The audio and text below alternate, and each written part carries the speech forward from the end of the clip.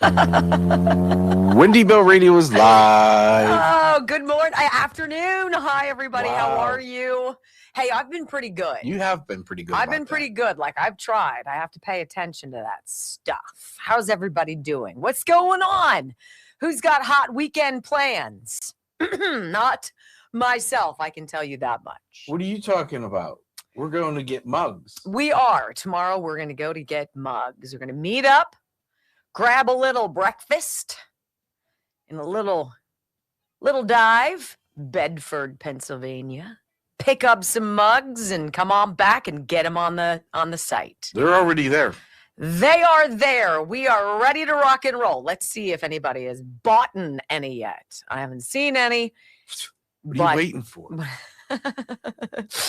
But I will say we have the greatest merch babe in the world. She's just freaking awesome. And so you guys are going to get them fast.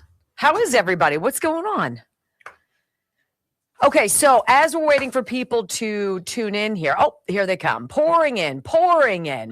It's a flood. Order is pouring in. We got a whole 1,600 people. I don't know. I think X is still weird. I have no idea what's going on there. Yeah. I wish I knew, but it's so complicated, you know. It's been 2-3 years since we haven't had a Facebook page. Yeah, but the other day you got a tooth. Yeah, somebody's trying to get into it again. They're trying to get into it because I get the two-factor authentication, but it doesn't allow me to get into it. And I'm like, okay, and there's no way to remedy that. For 3 years, 0 from Meta. Good job, Mark Zuckerbucks, you jerk. You even had Toolsy looking into it. You jerk. So he's in the process of moving. By the way, all of you who have frustrations with the technology the way I do, it pisses me off that my kids are like, Mom's such a retard. And I'm like, look, I swear to God, I'll punch you and throw you down the stairs. I'm gonna do something to you people. Like, it's gonna be a foot in the middle of the dark, and you're gonna go down the stairs. This could have been the monologue yesterday. I don't know if I'm gonna do it. I don't know. I don't know what I'm gonna do. This could have been the monologue yesterday until we saw Josh Hawley. Mm-hmm. It was. Hey, I'm glad we did too, because she was heated. She was heated. Are you saying that I'm supposed to do it now? I'm not saying anything. The monologue is 100% yours. I very rarely will sacrifice it. However, when there's that sound yesterday was like. That was the sound of the day. It was the sound of the day. And we heard it. I'm like, Brock, please. And he listened to it. I listened to it. And we're like, that's where you end it. And then literally he put it up. And there we go. I do look good in blue. Thank you. Anywho, hey, I want to tell you guys about this medical kit from the Wellness Company. You know how I feel about the Wellness Company. So this is a Canadian company. They do business with us here in the United States. And they do so through this interface where you go to thewellnesscompany.com, health, twc.health/Wendy. And they have medications. They have ivermectin. They have all of these various things that you would want. But they have something called this medical kit. And the thing that's great about this is instead of sitting at a MedExpress, they give you 8 core prescriptions to treat over 30 conditions, including COVID, strep throat. You got a little kid going through strep throat, shoot yourself. It's terrible. Pneumonia, UTIs, and more. And it comes with a guidebook that's like, all right, these are your symptoms. This is what you think you have. This is what you have in your kit. This is what we recommend you do. It's all done by a pharmacy, all done by doctors, right? So you fill out a form, twc.health/Wendy.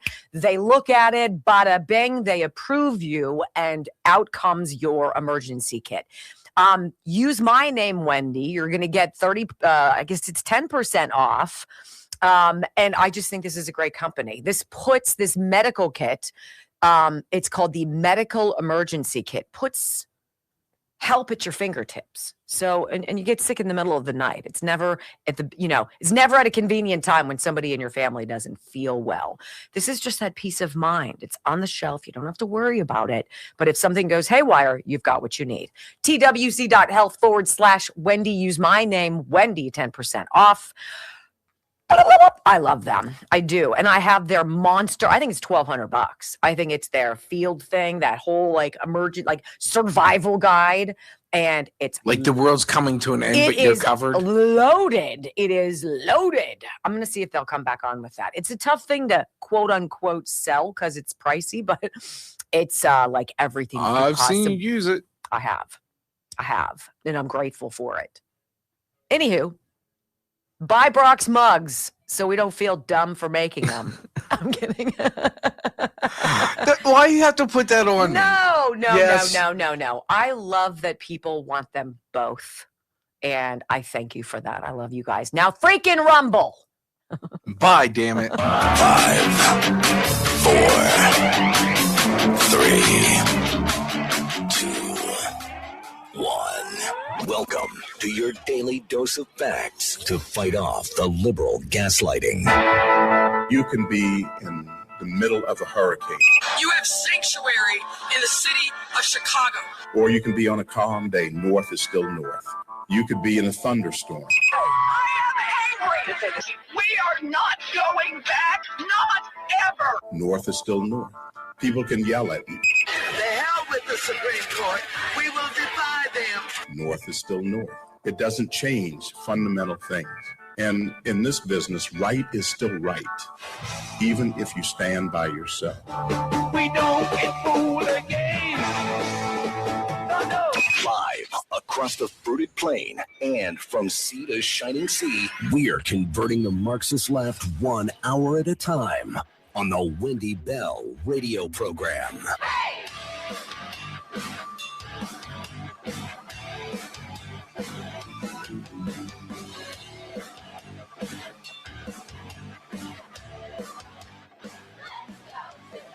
Hello, America. Greetings to all of you and welcome home to the Wendy Bell radio program. Common sense, conservative values, 3 hours a day, 5 days a week. I mean, like, honestly, how lucky are you to be with us right here today?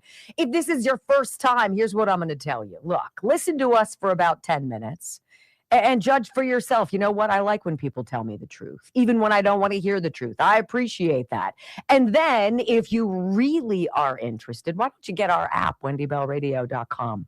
You can watch the live video stream all 3 hours. Great to be here. We have Mike McCormick coming back. This is the author. He is tremendous. And he's also the former White House stenographer under 4 presidents who traveled with presidents and wrote down every word that they said. And he has a Substack that is blowing up the universe right now. It connects a bunch of dots, and it all seems to kind of circle around Jeffrey Epstein. We're going to talk about that. I got a packed show for you, and we're going to talk about what they don't want us to talk about, because, you know, it's all about Nancy Guthrie, right? So let's do it together, ladies and gentlemen. Thank you for being here, and welcome home. I pledge allegiance to the flag of the United States of America and to the republic for which it stands, one nation, under God, indivisible, with liberty and justice for all. Amen. You know, if you were tuning in earlier this week, Brock and I were having a conversation about the difference between men and women. And there are many, right? We can all agree on this. Here at the Wendy Bell radio program, we can define the word. I can tell you we know what the word woman means. And he was like, you know what? Men are like dogs. And I was like, ooh, do tell more. And he said, men live in the moment like dogs live in the moment. This is how people, friends, can get into a heated argument, throw punches at each other, right? Tussle for a while. And then go get a beer, right? Women can't do that. We're more brooding. We're more like cats, right? So anyway, I'm just going to say this. I do hold a bit of a grudge sometimes in my heart because I have a very difficult time letting things go. And it's complicated. I want to let it go. I don't want to drag things around with me, particularly when they annoy me. And I have a difficult time. I think Brock is on the ball about something here, okay? And that woman inside right now, me, is a little fussy and has been for about 48 hours. And I wanted to tell you this story. Now, it's not a big story. It's not super interesting, but it ticked me off. And it kind of opens the door to where I feel today about this program and about the news. So my son Ryan, who is a sophomore at the University of Tennessee in Knoxville, is training for the Knoxville Marathon. I think it's the Knoxville Marathon. It is a marathon. I'm presuming it's in his community. And I've never run in a marathon. I've run a part of the relay of the marathon and quickly determined I'll never, ever do that again. 26 miles, forget about it. He needs some new shoes, right? He's like, Mom, I need some new shoes. And so I'm going to get one over here. But I need kind of a run around town kind of pair, not one that I'm training in. Do you mind if I go to Dick's Sporting Goods with your credit card and get a pair of shoes? And I was like, no, that's fine. I think Dad has some bonus points or credits or whatever on his account. And if you log into his thing, you could probably access the QR codes and get a nice deal. So he has trouble doing that. He's like, Mom, do you know what the password is? I'm like, I don't, but let me hop in and let me see if I can figure it out. So I stop what I'm doing. I'm making dinner, right? I sit down at the computer. I'm trying to figure out Joe's password, trying to connect the dots. And I get to that point. I finally log into it. And I get one of those like CAPTCHAs, right? Where they're like, hey, are you really a person or are you a robot? Click here if you're not a robot. And so I click there and it loads and then bounces me back to click here if you're not a robot. So I'm like, okay, so I clicked there. I'm not a robot. It bounced back. Click here if you're not 4 times. And then Brock, you can beep, see, beep, beep, beep. Right? It's the water thing in my basement that is thousands and thousands of dollars. It's been replaced. Beep, beep, beep, beep, beep. I'm like, I'm going to choke somebody. Okay. So 4 times of this, I'm not a robot and it's not advancing. And then the site says, oops, we're sorry. We're having problems. We're under, some kind of a maintenance. Please check back with us. So anyway, I get back on my phone and I text Ryan back. I'm like, hey, Bob, I'm trying to get into Dad's account, but I can't get past the CAPTCHA verifying I'm a human being. Can't get by the robot. And, but when I do, I'll get back in touch with you. So my son, who I love dearly, right? He doesn't say, oh, thanks, Mom. I'll wait to hear from you and we'll figure it out. Just don't worry about it. Finish dinner. We'll talk later. No, he takes a screen grab of my text to him saying, dang it, I can't get by this CAPTCHA robot prompt. I can't verify that I'm not a robot. So the system's obviously having problems. He thinks this is hilarious and he takes a picture of it and sends it to his brother. So I guess the 5 boys are all on their own little group chat. There's one for the 7 of us, but then there's one for us to apparently mock Joe and me behind our backs. Just the 5 of them. And the next morning, I come downstairs on my way to work. My son Jack is home and he's chuckling on the couch looking at his phone. I'm like, what's so funny? He goes, can't get by the robot, huh? Pathetic. I swear to God, I almost jumped through the phone and strangled Ryan and threw him down the stairs. I'm like, really? You think it's funny that I had a hard time getting past this prompt? Do you have any idea what I'm doing, what I've done for you, you little jerk? I'm working so I can buy you the stuff, put you to college, pay for your apartment, all of your utilities, every whim you have, and you decide to make fun of me because I can't get by a prompt on a Dick's Sporting Goods site. I'm so angry, right? And then it dawns on me, this isn't that big of a deal, but it is, right? It is.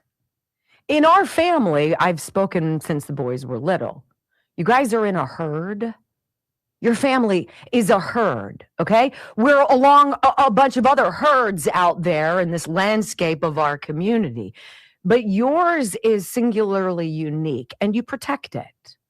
You protect it. You keep secrets within the herd. If someone in our family is struggling, it's not fodder for social media. If something's going on, you're not putting out messages to your friends making fun of it or sharing things that really, quite frankly, are nobody's business. You need to protect the herd.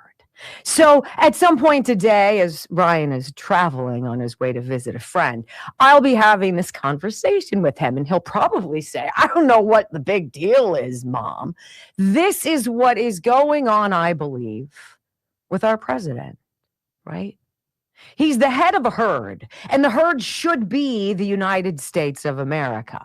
Now, we've got it into different factions, but the way he sees it, he doesn't just represent you because you might be conservative. He doesn't just represent you if you're a white guy. He represents all of us, including the people who can't stand him. He is the leader of the herd. But there are factions within it, sadly, within the Republican Party that aren't getting in line and aren't marching that path with the rest of the animals. Think Susan Collins, Lisa Murkowski, Rand Paul, oftentimes Thomas Massey, oftentimes Tom Tillis, Mitch McConnell, John Thune, people who like to meander away and think that whatever their desires are is more important than the herd. Well, I've got news for you people out there. You were voted for by we the people. There are 535 of you representatives in Congress, Senate, and the House, okay? There's 340 million of us. And so if I could just break through that barrier and connect with these people who are rogue, wandering off from the pack, knock it off. See, you work for us. And we got together after watching what happened during Barack Obama's 2 awful terms. We got to see all of the ridiculous woke mumbo jumbo invade our consciousness. We all went through 2020. We all went through COVID. We all saw what putting weekend at Joe Biden's in the White House did to this country. And we voted against that. If you are a Republican, you are part of that herd, and we expect you to do what we say. I'm not down with your rogue tendencies anymore. Hey, Nancy Mace, can I say something to you, young lady? I love your zeal. I love how much you want to represent victims. I love your heart and your story. But you went on television with Piers Morgan saying you saw Jeffrey Epstein's lists and the files and the names and the debauchery and the things that would blow people's minds. People on the right, people on the left, powerful people, little people. You would be shocked, she says, as she dropped none of the details. So kindly, to all of the Republicans who we reportedly elected to serve our interests, you know what? Stop the gums flapping. Start walking in line, because you are a part of a herd as long as we say you are. And you work for us. As for Ryan, I'll call you later, honey. When we come back on the Wendy Bell radio program, Harry Enton, oh boy, he's talking about the Democratic Party. He's talking about these far left dive off of the progressive cliff of the Democrat Party. This is a huge wake-up call, America. Next on the Wendy Bell Radio Network. Can I be on that call and just mute my... Did I even make sense? Did that even make sense? Yes. Like, don't make fun of me. Like, I'm doing my best. I'm making dinner for our family. I'm working on. I'm cleaning the house. I'm doing laundry. I'm thinking about what I need to get from the grocery store over the weekend. I have taxes I have to pay. I have 1099s I need to send out. You know, I have an absentee husband an awful lot of the time because his hours are atrocious. And I'm like, I just need a break. I just need help. That's all. A help, not making fun of me. I don't need to be the butt of your joke. It's not funny to me, you know? So there you go. Right? I'm just going to say. Why did you bring that up? I'm glad the ire is not on moi. What do you mean, why did I bring it up? You just brought it up right before the show. I didn't mean to. I wasn't going to say anything. Let's go back to the men and women. Can't win. And just a heads up before you say something nice, please, while getting coffee. Yes. You said something today. What? Oh, what you forgot? Yeah, I don't know what you're talking about. I'm fussy. What? You said about me doing something. And you're like, blah, blah, blah, blah. Oh, you're right. You can't win. You don't. Wow. Short memory. It's not a matter of me having a short memory. I think it's connected to you having an inability to express yourself. I don't understand what you were saying. Are you talking about me when I was at home or me when I'm here? Right here. Well, we had a conversation about how men are never right. It obviously mattered more to you than it did to me because, yes, I obviously don't. It came out of your mouth. Okay. You're right, Brock. Oh, how right you are. Is that better? Does that work? I got this from somebody about Blood Flow 7, okay? So this is from Nelson. He wasn't happy with me at first. I was a little nervous. Hey, Wendy, I've been watching your live stream nearly every day for months now. Having said that, I've come to trust you because I can look you straight in the eye, and it's obvious that you are honest and trustworthy. So I decided to get blood flow 7 for my wife. I'm 69 and she's 64. She has her own acupuncture practice and comes home pretty worn out on most days, but she started blood flow 7 daily as directed. I asked her each day how she was feeling and was a little disappointed that there were no improvements after 3 days, nor was there any improvement after a week. By then I was very disappointed. And honestly, I thought you were just selling snake oil. Around day 10, my wife came home and she was buzzing around the house like she did 30 years ago. It's been nearly 3 weeks and she now has energy when she gets home, even those days when she works late. And yes, her sleep has improved also.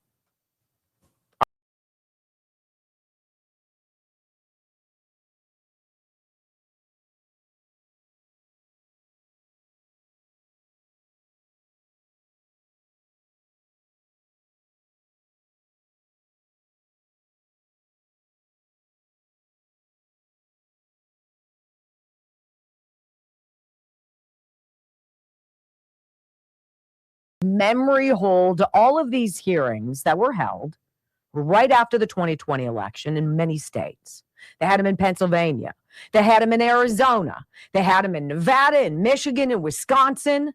And all sorts of people came out of the woodwork with instances of abnormalities and complete ridiculous fraud that they thought was worthy of review before the election was certified in January of 2021. Right? And so we've gone through some of these audio clips, and I stumbled upon one in which there was this super close recount in Georgia in one of these wards where a Democrat socialist was, in Minneapolis, where a Democrat socialist was elected. Now, they went back and recounted again. The numbers never added up, but it was just by the skin of her chinny chin chin that this Democrat socialist managed to get a spot representing the 2nd Ward in Minneapolis on the city council. And I was like, Democrat socialist, like Zoran Mamdani. You guys, that's code for full out communist, okay? I don't believe in that baby step towards these people are communists. What they want to do is fundamentally change everything about what we know and love about how America works and functions as the greatest place on earth. So when I heard Harry Enten talking about this, and by the way, I think we can all have great questions about whether these people are actually winning, which is why we need voter ID, for heaven's sakes. Harry Enten had a very interesting blurb with one of the news babes at CNN yesterday. This polling about the percentage of Democrats who consider themselves very liberal, right?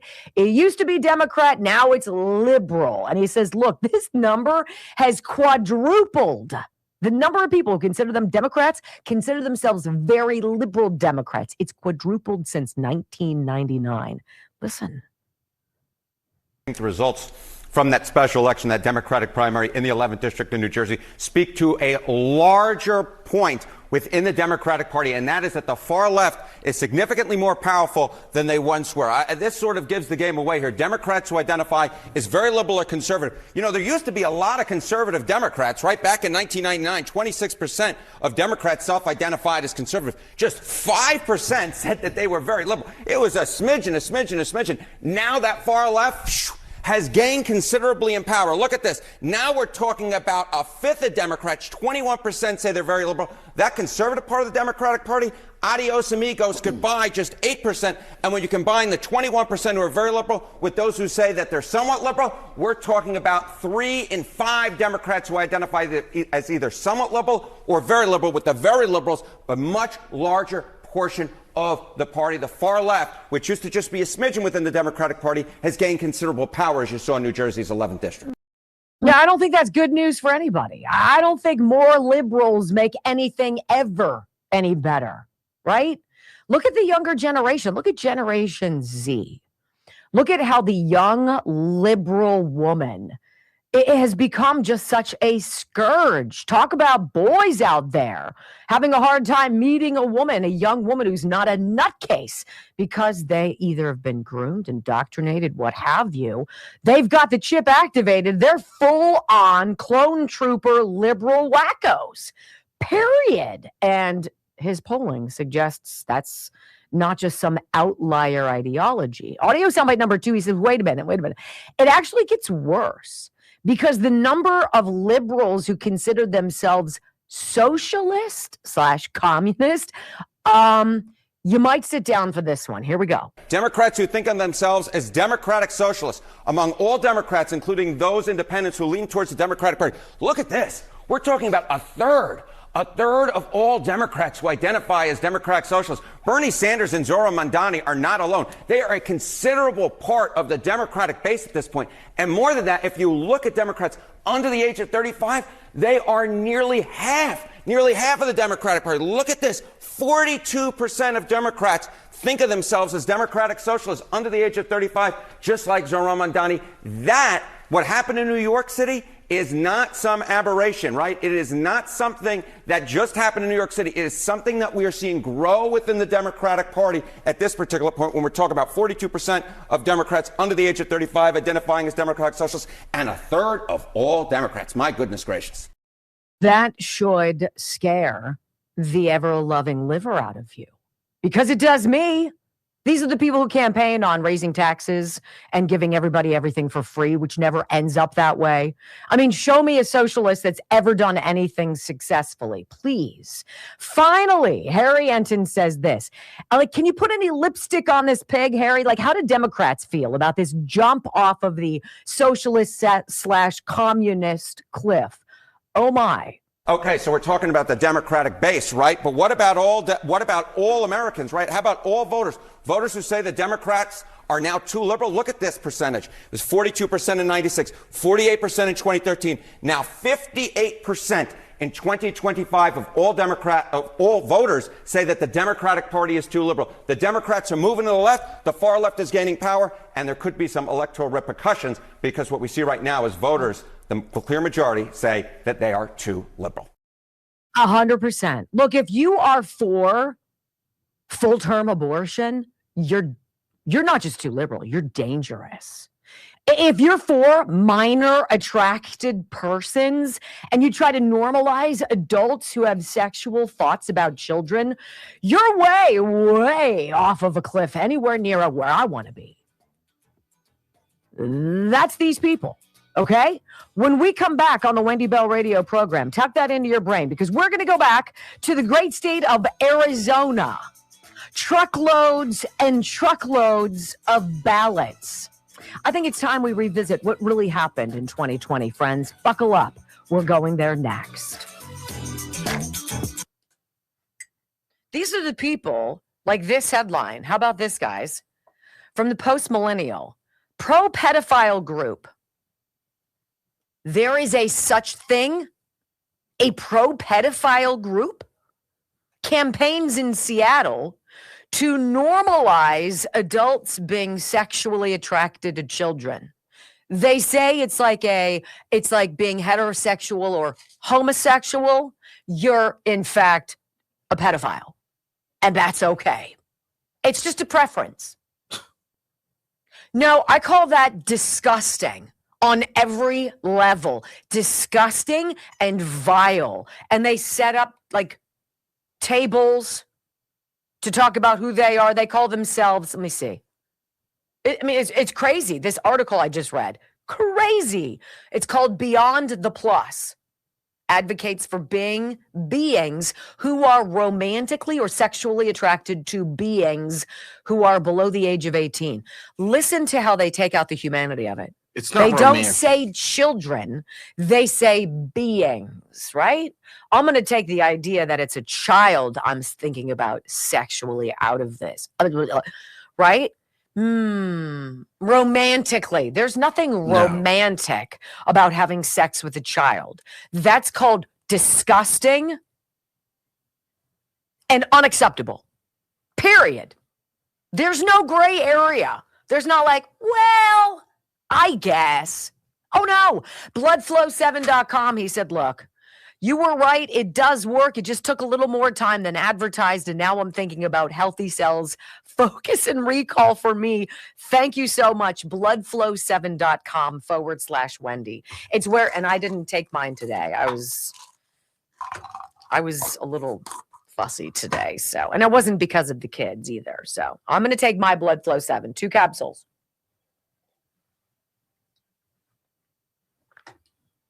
I'm telling you, it makes such a difference. Such a difference. All right. So there's another product from Bloodflow 7, and there's a promo code for all the stuff that Juvenon sells.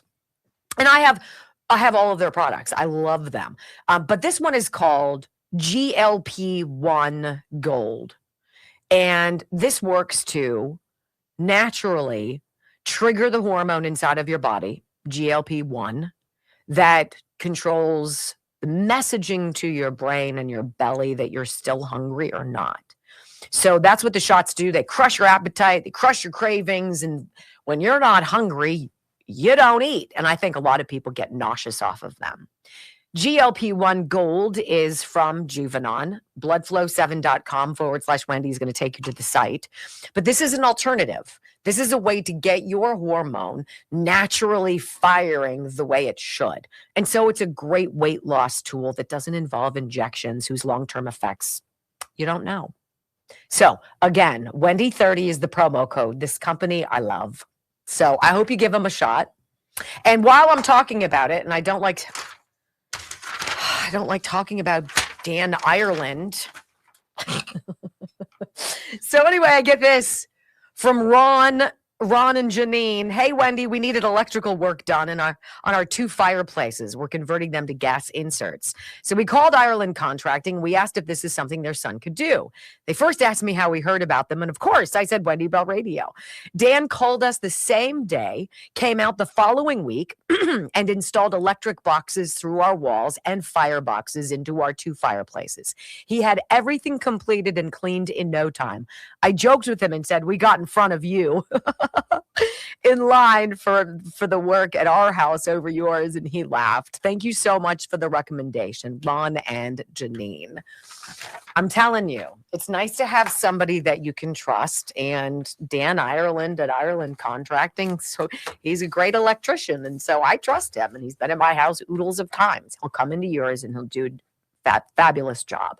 1-800-NEW-ROOF, IrelandContracting.com. I bet you Diane's going to call me and she's going to be like, look, Dan's full with business. How about you talk about our roofing and our windows and our siding? And I'm like, okay, I will. I might have to. Home exterior renovation contractors. Brock might need them. Yeah. He had a little damage from the frozen gutters. Yeah. We'll see if maybe all of the money you pay for house insurance, which you never get to cash in on because everything is excluded, right? They're like, act of God, weather, locusts, flooding, sorry, it wasn't sewage, fire, it's not our fault. And you're like, why do I pay you? What do I pay you for? And I'm going on how 20 many years? Thank you. It's like one claim for like a minor leak. It's a great gig. Sell insurance to people, force them to have it in order to buy a house, right? And then just disallow all of their claims so you never have to pay out. Or half. Or if you're State Farm, just bugger out of a whole neighborhood when a inferno is about to blow through. I mean, it's so cool how that works. She's not fussy at all today. I don't know what I am. I don't know. I have to adjust. Sorry, people. I'm not going to say what I think. What do you think? Nothing. You just said that. That's so... I hate that. Don't do that. Speak. I think we need to get 2,000 Rumble stat. We're at 169. My goodness, gravy. Look, you guys are even getting yelled at now. 300 to get to 2.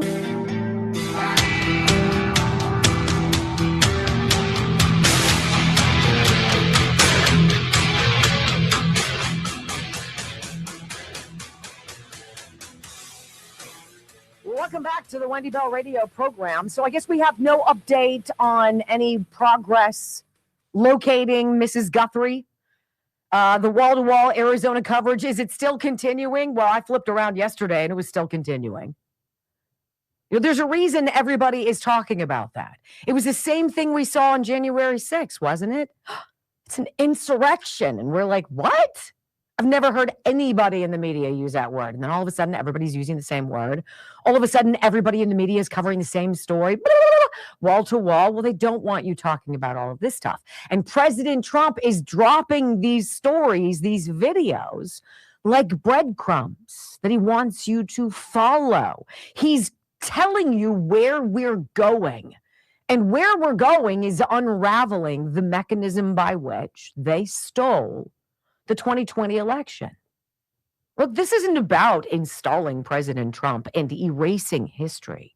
What's done is done. Damage done. Generational damage done. How dare they? All of them.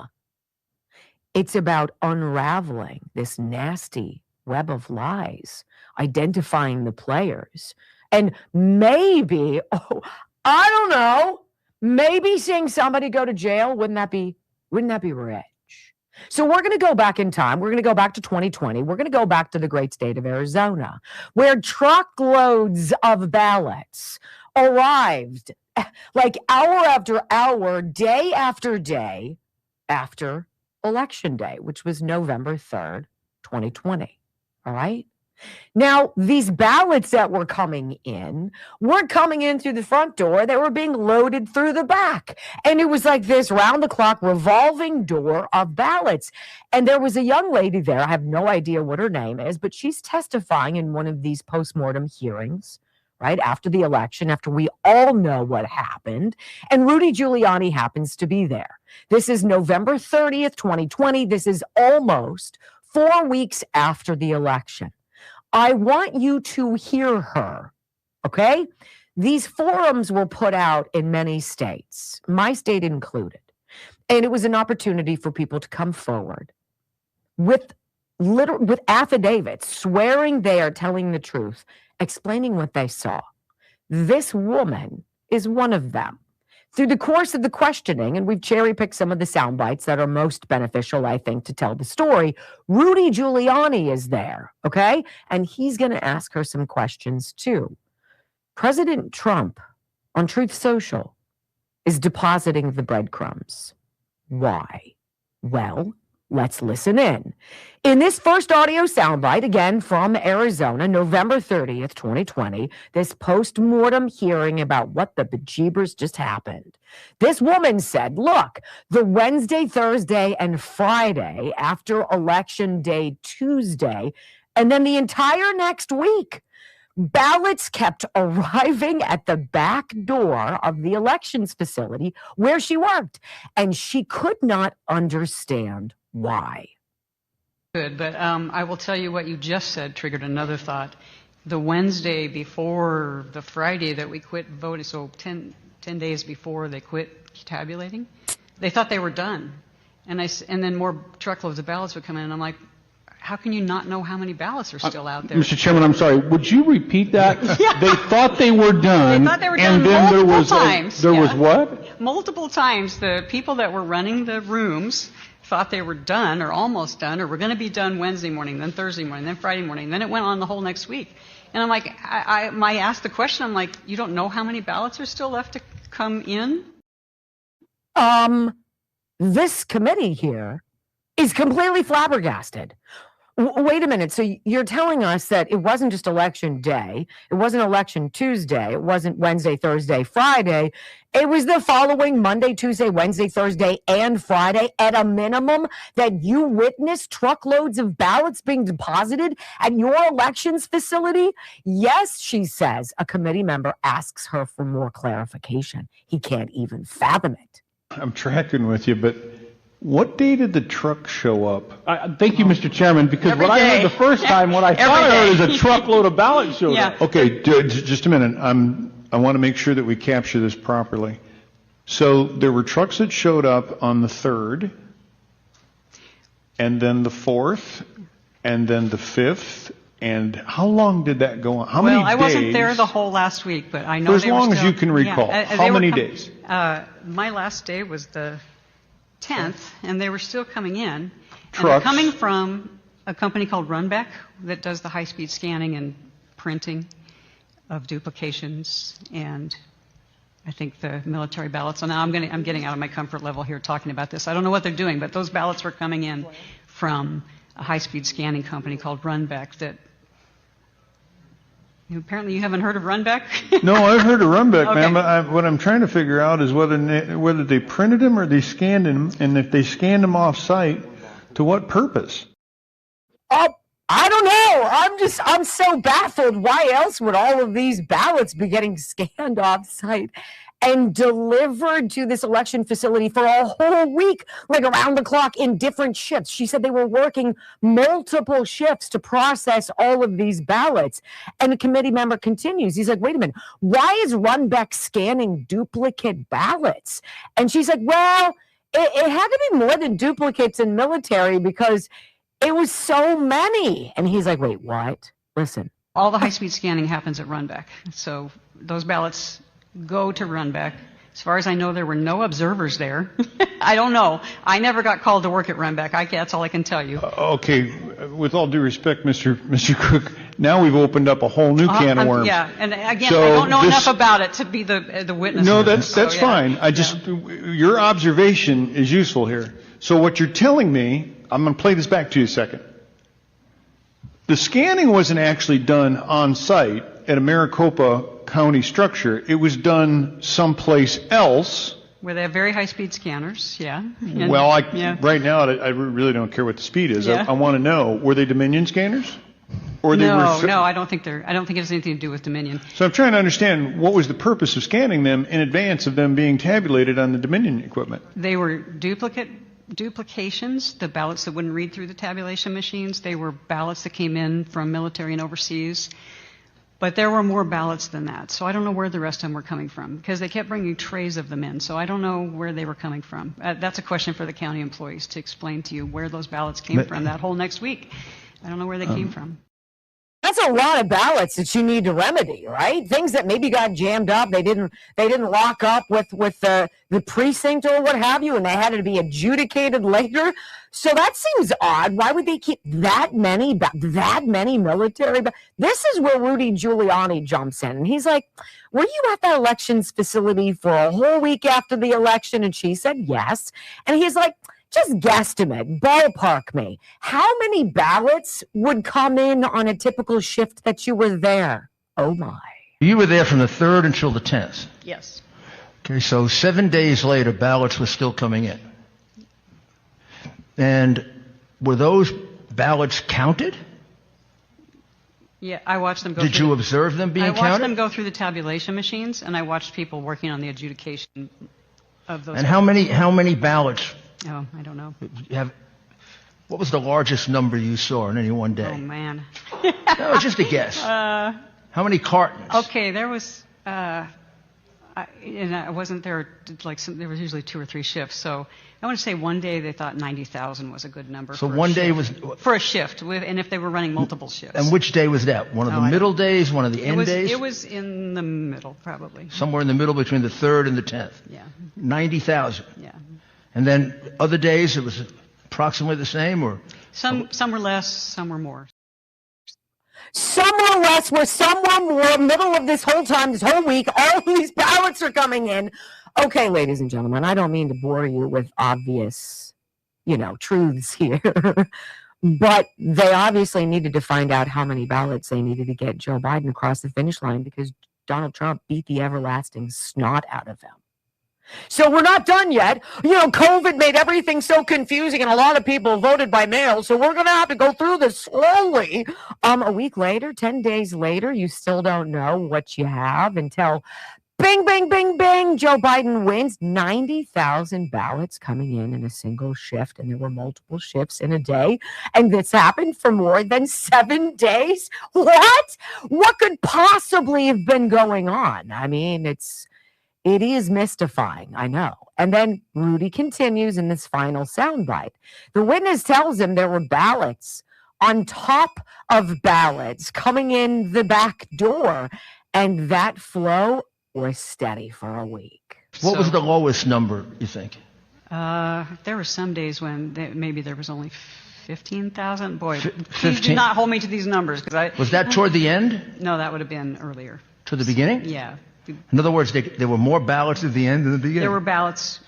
They were backing up, was what I would say. They're and what about not more coming into the building necessarily, but there's a room that we could see with rows and rows of bins of these ballots. were coming in a different way? Yes, I don't know. They're coming in the back door. Some come from the mailbox or from the postal service. They all go through a couple of, they get the signature verified, then they get the separated from the envelope, and then they end up somehow in the room that I was in. If I understand this correctly, ballots were coming in 2 different ways? At least, yeah. From the post front office. door, back door? Well, I think they were all the back door. Oh, they were all the back door? All the back door. None came in the front door. But this group was 15,000 for a low, 90,000 for a high.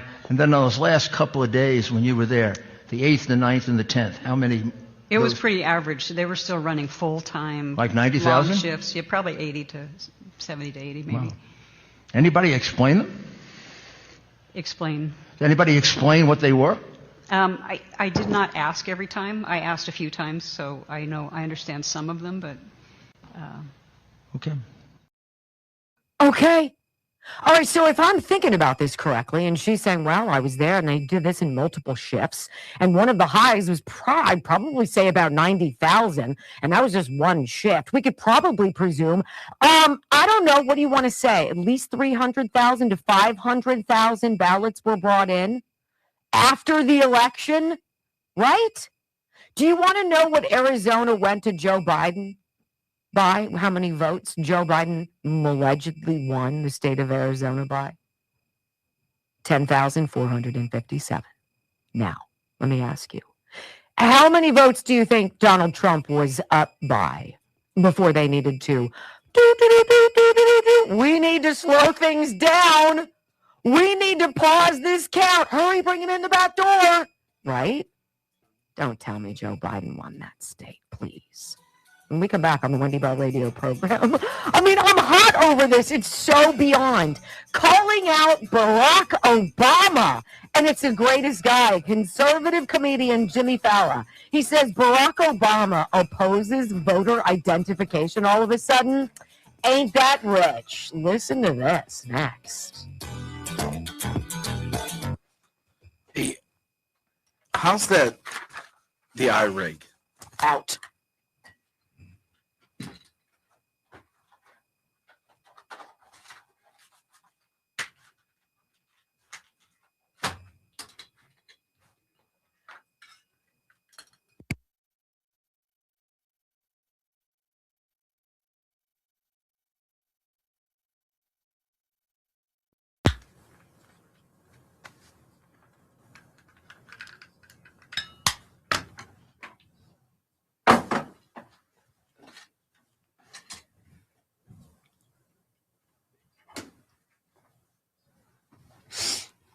So apparently Ryan's listening.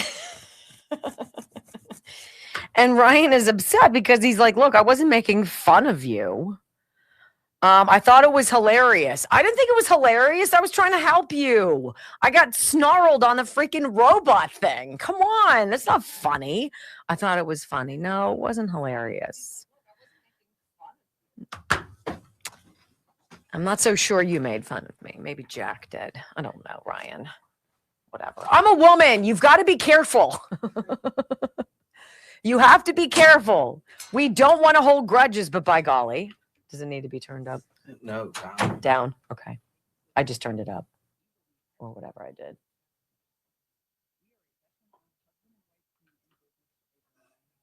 Anywho, what do we want to talk about? How about Healthy Cell? Yes, my friend here. Which one was it who said that?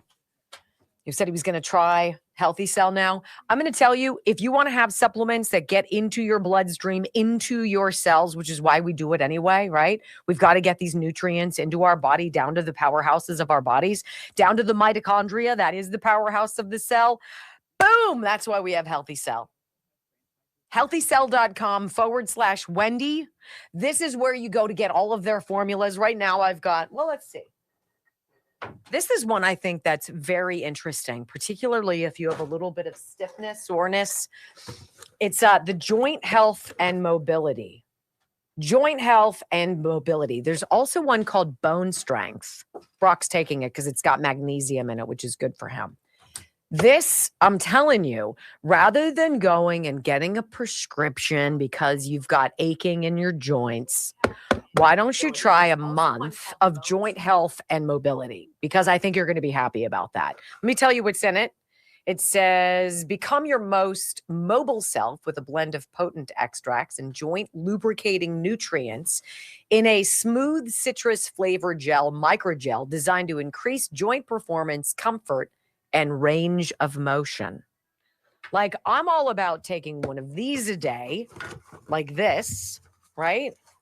Before I'm going to take some kind of medicine for my arthritis pain, right? That's how it looks. Easy to tear, easy to suck in your mouth. Boom, done. Into your system it goes. 165% more absorbed than pills and capsules. healthycell.com/Wendy. What's wrong? Nothing. Why are you angry? No, I'm not. You just did that. I'm not. Okay. Don't push it. Wow. Because every time I say something, you say you don't. What? Say it. Listen, when the audio's bad, I can't change it during when she's talking. I get it. I know. I don't need everyone to tell me. I am well aware. Okay. And I know that you guys think you're being helpful, but once one person says it, he's got it. So did they miss that whole part? No, it was fine. You could hear it was just crackly. Yes. Okay. Sorry, guys. We should be good now for all of next week. I'll keep a better eye on it.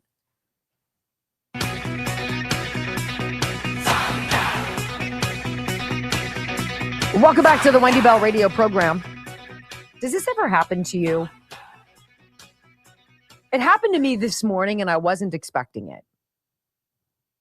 I go down some rabbit holes, not as deeply as a lot of you do, I know. But it seems like the rabbit hole is where more of the actual facts are anymore than there are on the surface, where all of the news people are telling you a bunch of mumbo jumbo that really isn't the real story. And I started going in some of these rabbit holes, digging around a little bit into this missing Nancy Guthrie, and then Savannah Guthrie's husband, and who he is, and who he worked for, and what he did for Bill Clinton. Was kind of a fixer, cleansed, he created a company, basically he did what that show Scandal was all about, right? He went and he fixed people's reputations. And I started thinking about the Clintons, and about Epstein, and about the disappearance of Nancy Guthrie, and about Savannah Guthrie, and about the Clintons who are going to be testifying now in just a couple weeks before Congress, allegedly. And it made me feel almost like this wave of like darkness came across me. And I'm outside with my dog, hoping he's going to go to the potty before the day gets started. And it hits me like a ton of bricks. Like, it made me physically nauseous. I felt dizzy. It's almost like something blew right through me, like some dark, evil specter, right? I know it sounds ridiculous, but I still feel that right now. And I think what has been going on that we don't know about is so much darker and so much more evil and disturbing than I think a lot of us could manage, right? And Barack Obama, his fingerprints are all over it.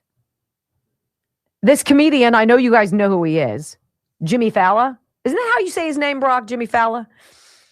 I think. He does this great video walking down the street. Looks like he's in Manhattan. And he wants to basically poke fun at Barack Obama for now coming out against the SAVE Act. I mean, these people have no standards at all. They flip-flop on everything. It's so ridiculous. And everybody who's paying attention to what the SAVE Act is, you need to be a citizen to register, and you need to have photo identification to vote. This isn't complicated, but everybody wants to make it sound like it's this huge deal. It's so dumb. This is how this comedian puts it, and it's worth the price of admission. Hey, girl. So Barack Obama has added his name to the list of Democrats who oppose voter ID. Only problem there is his signature healthcare law, Obamacare, requires ID. You need voter ID to get Obamacare. So, like, Barack Obama coming out against voter ID is like J.B. Pritzker coming out against Arby's. Like, we know you like it. Okay, Democrats keep telling us they're protecting democracy. Yet they refuse to support a voter ID law that 84% of Americans want, including 76% of black Americans.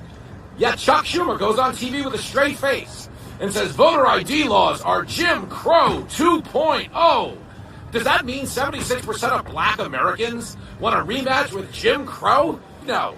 It means Chuck Schumer is a lying, race-baiting buffoon. Yeah, I've said it before and I've said it again. If an Olympic country was fighting against drug testing as hard as the Democrats were fighting against voter ID, you'd go, oh yeah, they're cheating. Because they're cheating. Okay? They can't give us any reason why we can't have ID. They're like, oh, it makes it harder for women and black people to vote. No, it doesn't. You need ID to drive a car. You need ID to open an Uber account if you can't drive a car.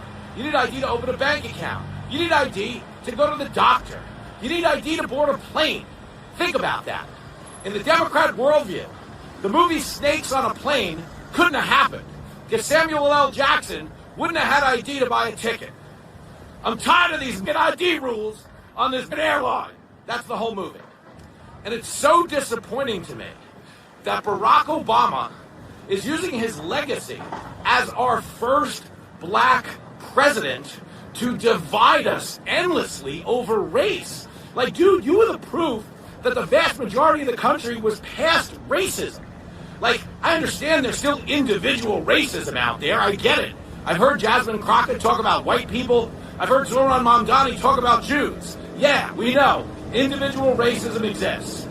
But Barack Obama is proof that the vast majority of the country voted for the black guy twice, and he wasn't even any good at the job. So the fact that he's sitting here, coming out against voter ID, despite the fact that his whole entire legacy requires ID. I never thought I'd say this, dude, but you got bigger balls than Michelle.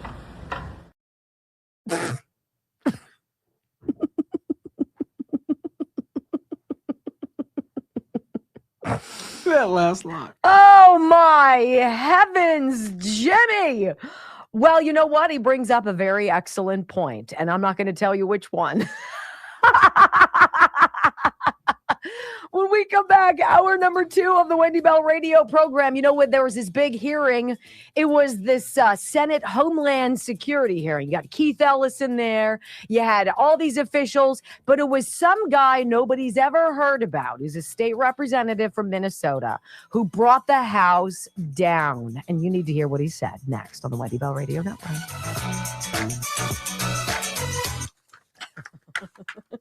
He has bigger balls than Michelle. Oh, I almost spit out my coffee when I heard that this morning. That was just so worthwhile. I mean, it's so dumb, isn't it? It's just so silly.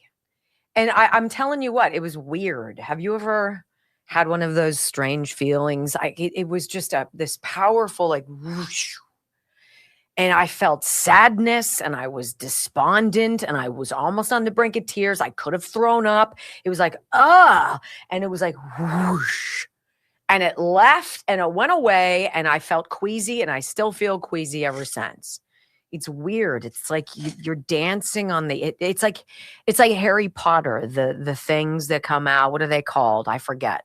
And they're these black like specter things, and if they get into you or whatever, they consume you, and you're like, ooh, and you try to hide from them, but there's this pervasive sense of doom and dread when they're near. That's how I felt. I was like, wow, there's some super ugly forces out there right now.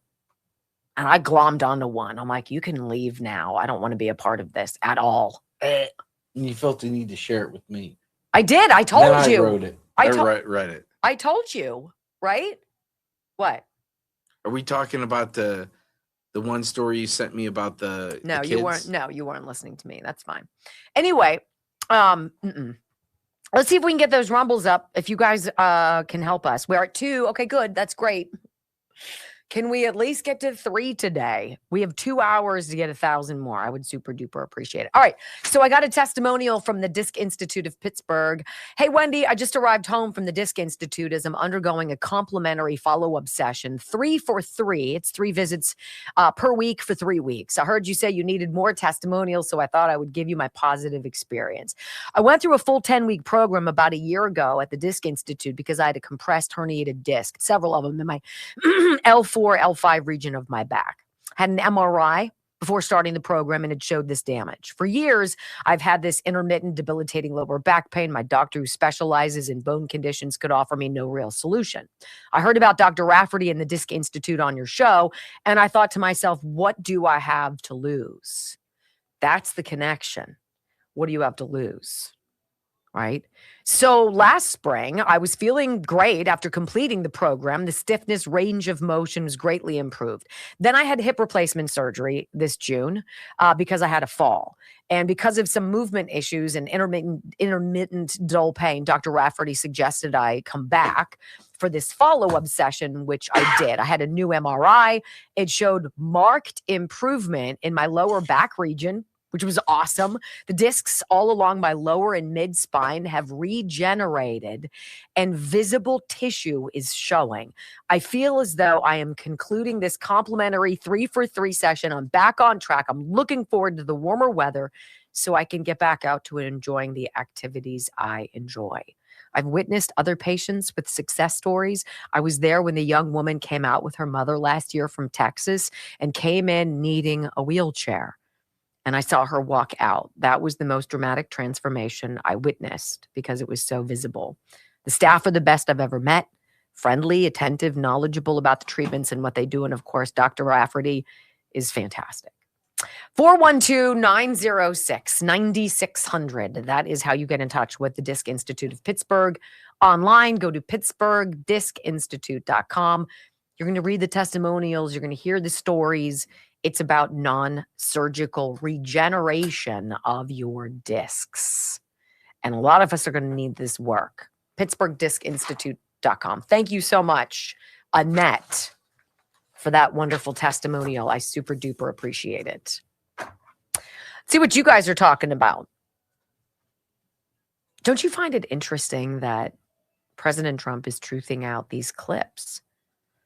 He's putting out these clips like Pennsylvania when they had this election integrity hearing right the day before Thanksgiving 2020, right? It happened in Maricopa County.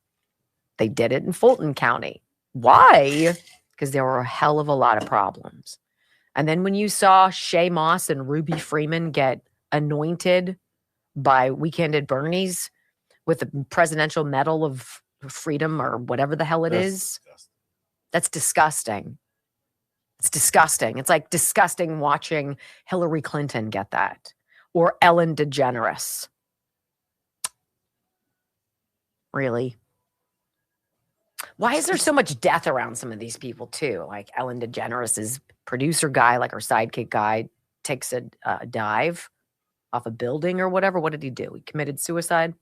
3 young kids, I think. What do you know? Barack Obama's chef. I mean, paddleboarding naked? Really? Dead and dry in shallow water?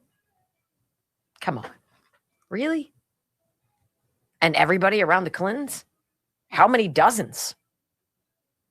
Really? I don't know, guys. Maybe that's why that whoosh went through me today. I didn't like it at all. You know what I'm talking about? It feels terrible. Did we get any orders? Oh. I'd like to. 5,700 people here. I love it. Okay.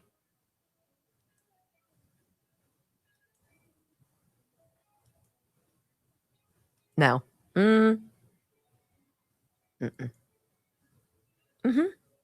Rick. Aw. Thanks, Rick. Rick from Grant Pass, Oregon. Thank you for your order. 3 mugs. 3 mugs. That's awesome. Thank you. You know, if you order, I'm going to shout you out. So don't order if you don't want me to shout you out. Let's see. Oh, wow.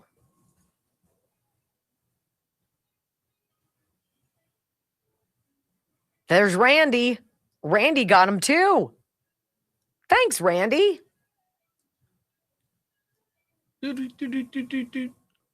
Really? Oh, wow. We do have a lot of orders coming in. Yeah, we do. Everybody wants a piece of you, Brock. Yeah, no kidding. Amen. Government. 4, 3, 2, 1. Wendy Bell, America's anchor mom, fighting for America 1 hour at a time. Welcome to the family. Jerry Nadler, probably the only worthwhile question of his entire career. How many of Epstein's co-conspirators have you indicted? How many perpetrators are you even investigating?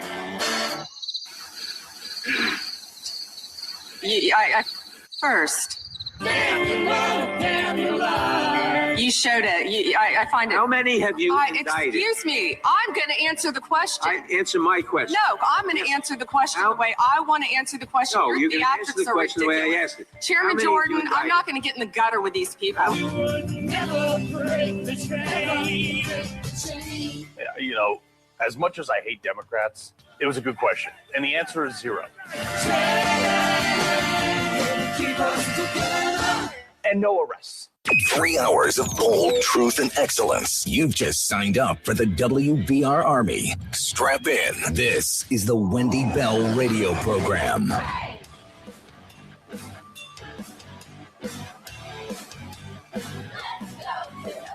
Welcome back. Hour number 2 of the Wendy Bell Radio is on the clock. Think about all of the things going on around us right now. It really is a remarkable time. I'm telling you what, I say it on this program. It sounds like a throwaway, but it's not. Literally, you were made for this moment. Think about how far we have come in just 5-6 short years. Think about how much you now question.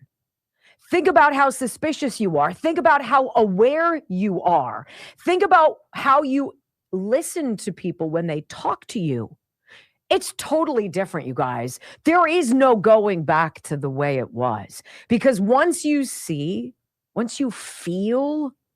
that you're part of a scam, it's a really gross feeling. You don't want that again. I don't want to go back and do this again. We're gonna plow through the fraud. We're gonna plow through the real story of 2020, not to change the results, but to make sure history remembers what it's like when a bunch of deep state deranged lunatics, many of whom are pure evil, refuse to relinquish control. There was a hearing yesterday. And there was a Minnesota state representative who caught my ear. I've never heard this guy's name before. His name is Harry Niska. He's one of the Republican leaders in the state of Minnesota. So he works as a representative in the state house there. And he was invited to come to this hearing before the Senate Homeland Security Committee. talking about Minnesota's fraud. This is the same hearing where Keith Ellison is acting smug and sanctimonious and is refusing to answer some of the questions of the panel. It was fiery. And that's where a lot of the people are going to talk about. That's the story, right? This guy you need to hear. As state representative, this gentleman says, look, I appreciate that the president sent Tom Homan as the border czar to come into our communities and to work with the state and local officials to settle down the temperature of these protests and this whole ICE crackdown on criminal illegal aliens. He said, however, and Keith Ellison literally is sitting inches away from him to his left. He says all of the problems in our state can be traced back to the horrible policies decided upon and passed by Democrats in this state who have given illegal aliens for free everything that you and I work so hard to be able to afford. That is why they settled in Minnesota, because Minnesota Democrats made them an offer they couldn't refuse. I want to start by expressing my appreciation for the recent recalibration of federal enforcement under Tom Homan. His commitment to rebuilding accountability and trust is essential, and we're already seeing a more focused and disciplined federal effort on the ground. But federal action only tells part of the story. Minnesota had been proud of our reputation for clean and good government, but recently we've become a cautionary tale of chaos, corruption, and fraud. And this decline is the result of specific policy choices made by Minnesota Democrats, especially related to immigration policy. First, they rolled out a welcome mat of benefits that erase the distinction between legal and illegal presence. In 2023, specifically under all Democrat control, Minnesota passed driver's licenses for all, explicitly including those without legal status, and even refused to include common sense measures like a label saying not eligible for voting. Minnesota created the North Star Promise, which provides free college tuition, including to illegal immigrants, and Minnesota extended taxpayer-funded health care and paid leave benefits to those here illegally. Hell wouldn't go to Minnesota, right? I'm scratching my head. I'm like, wait, Somalia, it's complete opposite of Minnesota weather-wise. Why ever would it be? It was so ripe for fraud. They gave him everything. Come on over. You'll get on welfare. We'll pay for everything you need. You'll get free health care that you and I are paying for. You'll get free college too. Ladies and gentlemen, I have 2 kids who graduated college, 1 kid who's in it, 2 are in the pipeline to start in the fall. You want me to tell you about the expense of college? And they would get it for free? Don't tell me they don't driver's licenses, social security numbers, and don't even tell me they're not voting in our elections, because they are. And then this gentleman, State Representative Harry Niska, says to the guy sitting next to him, the Attorney General of the state, he says, our own Chief Law Enforcement Officer, Keith Ellison, he has advised Minnesota law enforcement to not cooperate with Tom Homan and the feds. But beyond incentives, we face a graver issue in Minnesota: active nullification of federal law. Our Attorney General, Keith Ellison, issued an opinion blocking the use of 287G agreements, the gold standard for federal-state law enforcement cooperation. And in another opinion, he provided legal cover for sheriffs who want to ignore ICE detainers. The results are stark. In some counties, ICE detainers are complied with, but in Hennepin County, our largest jurisdiction featuring Minneapolis, the sheriff's office complied with only 8% of ICE detainer requests over a 2-year period. This obstruction has a cost. When jails refuse to honor detainers, they don't stop enforcement. They displace it. Arresting a suspect in the secure environment of a jail is safe and efficient. Forcing that arrest happen in a home or a workplace, or what we saw just this week in the lobby of the Hennepin County Courthouse, drastically increases the risk to officers and the public.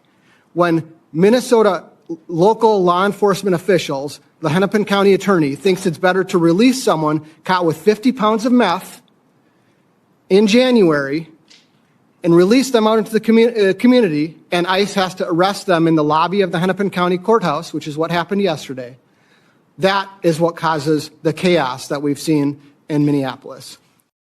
Oh, what are you talking about? So I Google 50 pounds of meth, Hennepin County. What? And this story comes out. See, the county attorney, Hennepin County Attorney Mary Moriarty, we've talked about her.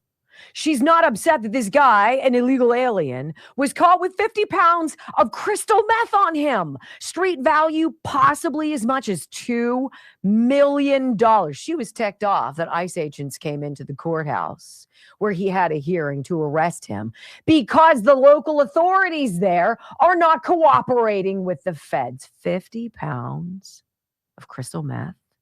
And you guys don't think you want to cooperate with Tom Homan and ICE agents and get this guy bounced back to the place from where he came? Are you out of your mind? And this gentleman, State Representative Harry Niska, says because of that, we have 2 dead Minnesotans. They didn't have to die, but because of you, blockhead Keith Ellison, they're dead. Audio soundbite number 3. And the Minneapolis Police Department has refused to assist even in crowd control during these types of chaotic situations. That's what resulted in the 2 tragic deaths that we heard about earlier today. And we will never know, sadly, how those 2 situations had turned out if Minneapolis police had been permitted by their political leaders, like Governor Walz, Attorney General Ellison, and Mayor Frey, to simply keep the peace, rather than forcing federal law enforcement officials into a chaotic situation. Do you guys think it's bad that anybody would be captured or pulled over or what have you? It was an 18-year-old who had it. I mean, for real, 50 pounds of crystal meth. Don't you think that that should be something a local and state authorities could cooperate with federal agents on and get that individual out of our country? No, not to the Democrats. I don't understand. But then we go back to Harry Anton at the top of the show, right? Talking about this new poll that shows 1 out of every 3 Democrats considers themselves liberal. And then you've got an even greater number that consider themselves Democrat socialists / communist. And then you've got the third one that says 58% of America, this poll, considers the left too far left, dangerously left, crazy left. Crazy enough to let a criminally illegal alien teenager with 50 pounds of crystal meth not be arrested by ICE because you can't stand for any of these potential future voters to be bounced back to their homelands? How many people will have to die for him to stay if he's selling 50 pounds of crystal meth? When we come back on the Wendy Bell radio program, I love it. Deepfake quotes Anonymous on X gives us a story that we're all talking about. Why is everybody talking about Nancy Guthrie? You know why. Next.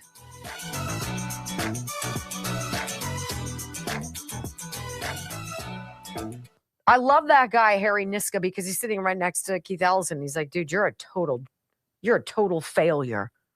Top law enforcement officer. It's like Josh Shapiro when he was the AG of Pennsylvania and brought up child sex abuse by priests. But my, did we not hear about any arrests? I never saw anybody being thrown away into prison. I didn't see any perp walks. Not that I can recall. Maybe I'm mistaken. But he kind of created that as a headline and then sort of did nothing about it. It's so weird. I wonder if the church and Jeffrey Epstein and some other people are all connected. Well, good question. Make sure you tune in to hour number 3 because you'll want to hear about that. All right, disinfectwithsniper.com, disinfectwithsniper.com. If there is a site where I have used or currently have in my house 90% of the products, it's that site, disinfectwithsniper.com. Whether it's Sniper or Knockout or Harmony or it's the Dead Weed Brew, whatever the hell, and it's the stuff that kills, keeps the deer away from your hosta when they come back, right? All of the spices, Hunt Chef spices, all of it. The flag, the 250th anniversary of the United States, right? We got the one that's less expensive and the one that's beautifully embroidered, all for you. Disinfectwithsniper.com. Telling you. Game changer. What'd you say? You have a headache? Gotta hang that flag. Oh, yes. I said we needed to do, maybe if we do come in and I've got to clean this area. It's really, I've got to do some serious work maybe on Sunday morning. And if you want to come in, and I don't know if you want to do it, but we can hang her flag then. I have dust from Bethlehem in here, I think. Thousands of years old. I think it's time for a cleaning. 50 pounds. And the attorney, Mary Moriarty, bitches that ICE came in and tried to get the kid in court because they wouldn't allow him to get him in jail. No, we're not cooperating with you because our attorney general said we shouldn't. Oh, good directive, Keith, you D-bag. A little fussy today, I'm sorry. 2.3, maybe we could get to 2.5 by the bottom of this. 130, that would be awesome. Come on. By the way, you're lighting it up. Let's see. Let's see all of our purchases here. Holy moly. Let's see. Ronald from Honeybrook, Pennsylvania. Thank you. Thank you for your order. How about, let's see. How about Gloria? Hey, Glow from Fredericksburg, Virginia. She got a Brock mug. Thank you. Let's see who else. Joey from Aurora, Colorado. He got 2 Brock mugs. That's a smart man there. That's pretty cool. How about William from Salyersville, Kentucky? Salyersville? One of each. Thank you. Thank you, William, or Bill, if that's how you go. Becky from Neshopen, Pennsylvania. She got a Brock mug. How you doing? I know. Here's Kathleen from Lidditz, Pennsylvania. One of each. Thank you. And still coming in. I love you guys. You're so much.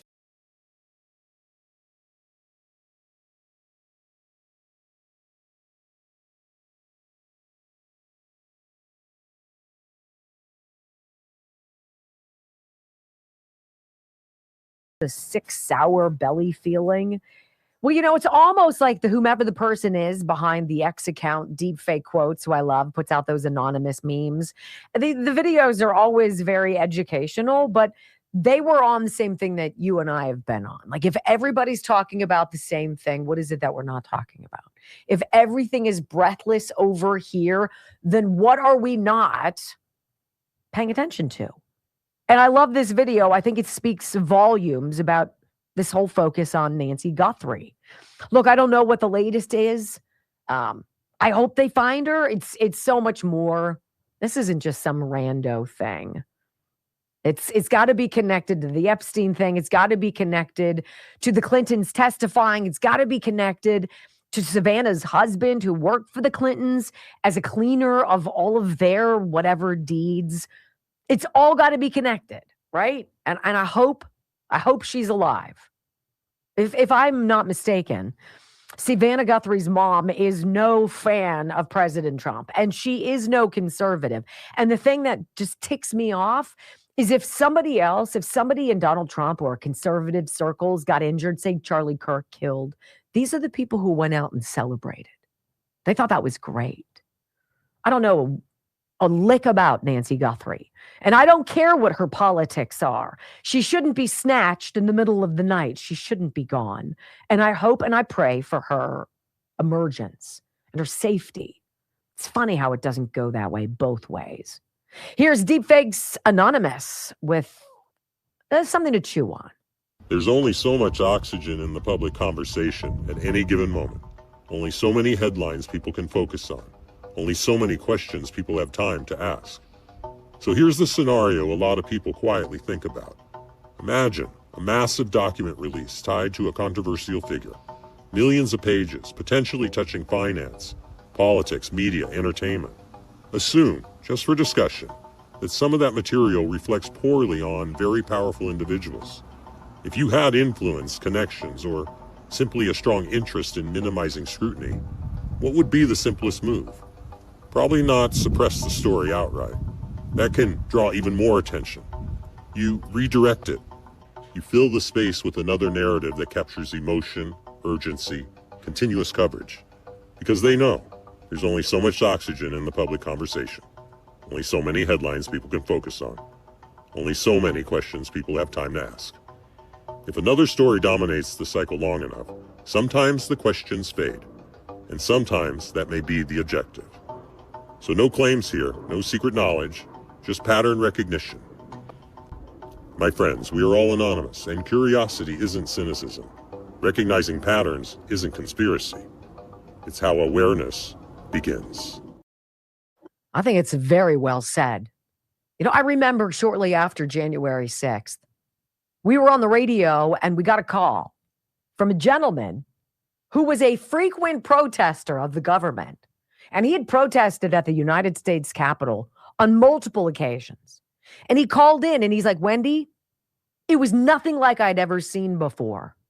We had listened to the president speak, and then all the roads out of there kind of corralled us and channeled us into this path to take us to the Capitol. And once we were there, normally all of the guards, all of the police, there used to be all sorts of people. There was a dearth of security. And it was odd from the very beginning. And then things started going haywire. It's exactly what Anonymous was just talking about. There's another story that you're supposed to pay attention to. And they lead you there, sometimes physically by opening or closing barriers for you, opening up the doors of the Capitol, firing what? Smoke pellets or rubber bullets at people, pushing on them to get them to be angry, right? It's almost like it was all a setup. I want to leave you in this before we go to this commercial break, but this woman, she is a woman in Chicago after 2020. She's like, look, I've never voted in any other election before but this one. And she's looking at a computer screen that shows, in fact, she's voted multiple times, except it wasn't her. Listen. Because the first election I voted in was Trump's. I've never voted in a midterm. I've never voted. What? I have never voted in a midterm election. Ever. All right. Say that I've never voted in a primary. Ever. Tell us that again. Oh my gosh. All right. So what we see here is someone voted in your name for a midterm primary, and then we've got 1, 2, 3 presidential elections. You're saying you did not vote in. I can tell you, and I'm a bad. I can tell you, I'm a bad patriot. First time I got involved with politics was President Trump. That's my first presidential election. I have never voted in a midterm. I have never voted in another presidential election. This is all a lie. So I am so upset. This is all a lie, she says. I am so upset. So if they don't have enough warm bodies who are either dead or people who've really never been involved in the whole process before, well, what do? You bring them in from other countries. It's almost like it's been going on for a long time. Oh, because it has. When we come back on the Wendy Bell radio program, let's switch gears. We're going to go back to Pennsylvania now. The land before time. You guys remember that USPS driver who brought all of those ballots from New York to Pennsylvania? Oh, we do. We're going to listen to that again next. I mean, it's mystifying. Brock, to his credit, thank you for hearing me say that, because I said yesterday, I wish I'd grabbed this because she showed up in my news feed, and it was, I remember that woman from many years ago. She's like, wait, what? I didn't vote in all of that. How's that any different than audit the vote PA? Door knocking, getting the Secretary of State's registration or it's their registration and their voter information and going door to door and saying, it says here at this address, there are 5 people who are registered to vote and who did vote. Is that true? And then, the person who answers the door is like, it's just me. My husband died 5 years ago. It's just been me. I'm the only one who voted. So really, where did those 4 other people come from? All the many ways in which they've got to lie to create the illusion that people voted for Joe Biden. And then you have to think about other ballots, other elections. How many times have you been like, really? That person lost to this whack job liberal nobody knows about? What you talking about, Willis? Jesse, I remember Jesse. Not a good speaker, but a good whistleblower. And he got hassled. He got wicked hassled. All right, let me talk to you guys about, who do you want? More Gains Fitness. More Gains Fitness. All right. I've worked out for probably the last, seriously, 15 years. Multiple times a week. And it takes time. Nothing's magic. Now, you can crush your appetite. You can kill that. But you don't get great results physically unless you get into a gym or you start lifting weights and doing stuff. Kelly Morgan knows this. And she's like, if you've never done that before, and maybe you're not that keen into walking into a gym and seeing all this equipment that you don't know how to use, and it's all very intimidating, join her 90 Ignite program because it's done virtually. You can do Zooms with her. She can show you exercises. She can put together the plan for you. And then you give her 90 days. You change how you eat. She'll help you with that. But she's also going to show you how to exercise because you've got to get your body moving. You've got to get your heart pumping. And she shows you how to do it. And the results have been absurd. The before and after pictures of people. Incredible shrinkage. The good kind. Okay? The good kind. Kelly Morgan, More Gains Fitness, MORGAINZ fitness.com.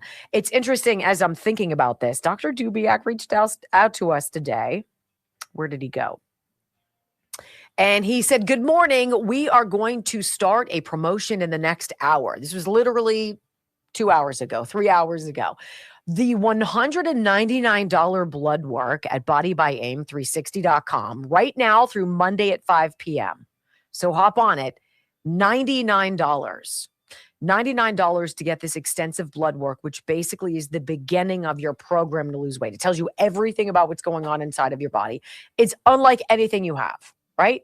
And from that, they create this program that Brock went on where he lost 70 pounds. Is it a lot of work? Yeah.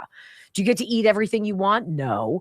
Is it forever? No. But you learn the tools and then you lose a hell of a lot of weight. You just do. $99 for this blood work through Monday at 5 p.m. bodybyAIM360.com, bodybyAIM360.com, 412-227-9255. And I think they're going to put up a video of the one where I look terrible standing on this scale, like whatever. That's my gift to you. My gift to you is getting on a scale like that and looking half naked. So keep your eyes peeled for that. Anywho, how are you, Brock? I'm good. All right, let's see some more of your sales. Let's see who else loves Brock. Let's see. Well, here's Kate never bought one. Lisa from Evansville, Indiana. She bought one of both. Thanks, babe. That was nice. Then there's Mary from Monroe, Wisconsin. She got a Brock mug. Thanks, Mare. That's awesome. How about Tammy from Sarahsville, Ohio? She got a Brock mug. Love it. And we also have, who else? This is Marcia from Sheboygan, Wisconsin. Got a Brock mug, a Wendy mug, and a hoodie. A hoodie. I love it. All right, let's see. We only have 40 Second Amendment gifts left, too. If you guys like this, 40 of these to go. Once we sell out, we're done. This is the one that has Clarence Thomas. North is still North on it. It's a 30 round. It's called the Second Amendment commemorative gift. That's how it's indicated on the site because we're not allowed to do that sort of stuff. Yeah, and let me say this real quick, too. If you're trying to order and you're doing it from the app and it doesn't work, our app is still under review. You got to go to Wendy Bell Radio. .com. Yeah, wendybellradio.com. You can buy it there, and I see that somebody just sent us a message about that. Malabar, Florida. Steve, thank you.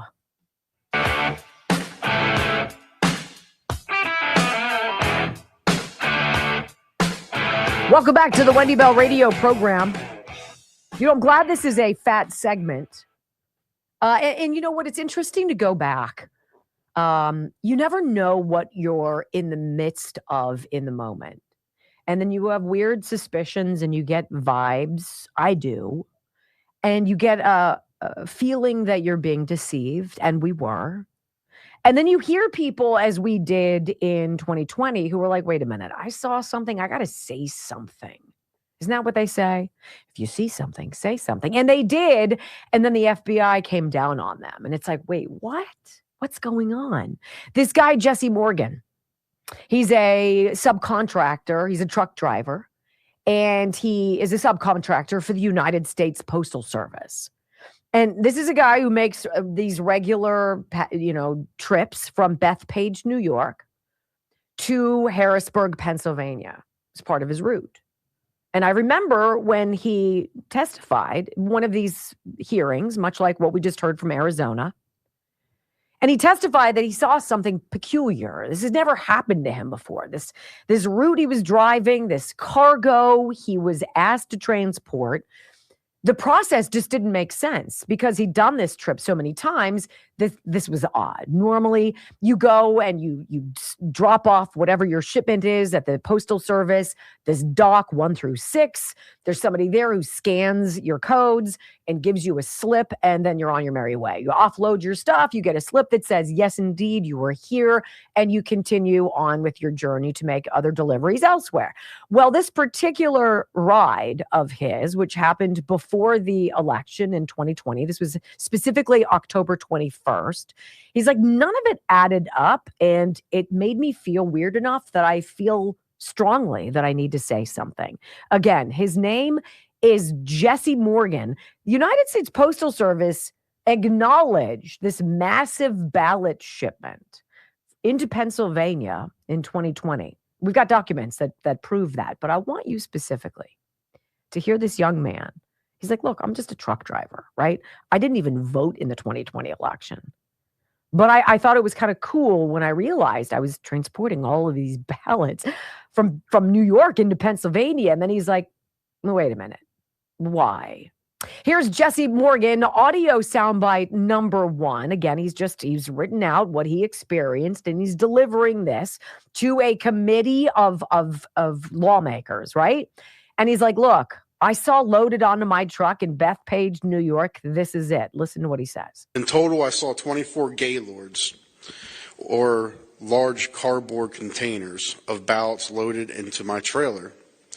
These gaylords contain plastic trays, I call them totes, but trays will work, of ballots stacked on top of each other.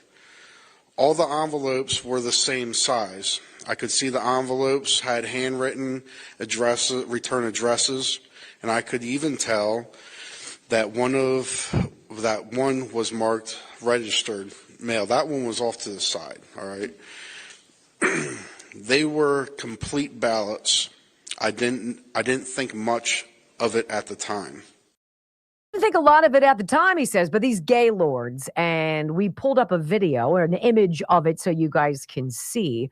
Have you ever given clothes like a donation to Goodwill or to the Salvation Army, and you go to one of their drop facilities, and they've got these big cardboard boxes. That's a Gaylord. And in this image, you can see what it looks like. He had 24 of those Gaylords pile into the back of his tractor trailer, right? And inside each one, tray after tray after tray, and you've seen mail trays before, tray after tray after tray of ballots, mail-in ballots from New York coming into Pennsylvania, which is weird.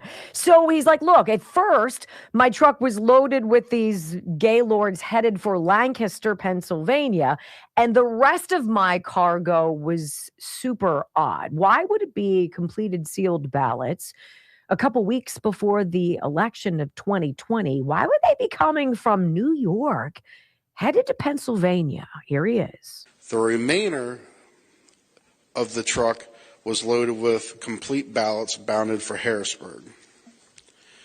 I then drove to Harrisburg with the ballots. Usually I offload in one of the 7 docks every day, but not on October 21st. I wasn't allowed to offload. That's different.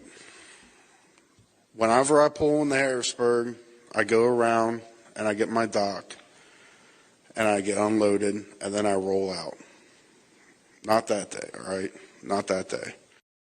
Not that day at all. He's like, look, so I show up and they told me to go wait in the lot, go to the yard and wait. And he was really annoyed by it because he said he had a brother. He was moved back into the area. He wanted to spend some time with his brother, and he had to sit literally for 6 hours before he could speak to a supervisor, offload and move along. But that's not even what happened. Listen. After waiting 6 hours, I went inside to figure out what's going on. I was told to wait for the transportation supervisor. This was also weird. 16 months I've been doing this. I haven't ever talked to the transportation supervisor for the United States Postal Service. I talk to an expediter. I come in, I see an expediter. That's who I deal with. If I have an issue, it's the expediter. I don't deal with anyone else but the expediter. I never talk to the United States Postal Service's transportation supervisor. Let's make that clear. I have my own transportation supervisor for the company that I work for. He's the one that gives me the details. He's the one that I listen to. I don't listen to this guy. He's the guy that would contact my boss if he needed something ran different. Except this time I'm going through this other supervisor guy who's kind of a jerk. He makes me wait. He's curt with his answers. And then he says, you know what? Just skip Harrisburg. Go straight to Lancaster instead. And he's like, that's super confusing. Because I have all of these Gaylords of ballots, and the way they're loaded into my truck is dependent upon which city is first that I'm going to offload. He's like, why would I skip unloading all of these Gaylords of ballots here and instead go to this other place because I have to offload these 24 Gaylords in order to get the stuff that I have to drop off second? He's like, it made no sense. And that's not all. The supervisor told me to drive to Lancaster without being unloaded in Harrisburg. This made no sense to me. I knew the ballots were loaded for Harrisburg, and that if I was to go to Lancaster, they would have to off-unload my those pallets in Lancaster to take off Lancaster stuff, to put the ballots back on the trailer, to send it back to Harrisburg. Doesn't make no sense. Make any sense then? And so he's like, why would I do that? Well, the supervisor was basically like, shut your mouth. Don't ask any questions. And he wouldn't give him a slip. Now, the slip shows you that you've, like a ticket, like you've been there. So you have proof you offloaded your cargo when you've gone on to your next destination. He also wanted a late slip. He's like, I didn't want to show up 6 hours late and have all this big mess because we have to take off all 24 of these Gaylords to get to the 2 boxes that are in the front of my truck. He's like, I didn't want the people at my next stop to think I was an idiot. So I asked for a late slip too. I got neither from this supervisor guy who was a total jerk. That was weird, too. I then drove to Lancaster, unhooked my trailer in its normal place, and then drove my truck to where I always park it in a nearby lot, and then I went home. The next day, it just got weirder. As I arrived at Lancaster's United States Postal Service facility with my tractor, I went to hook up to my trailer. And my trailer was gone. Not there no more. Huh. What?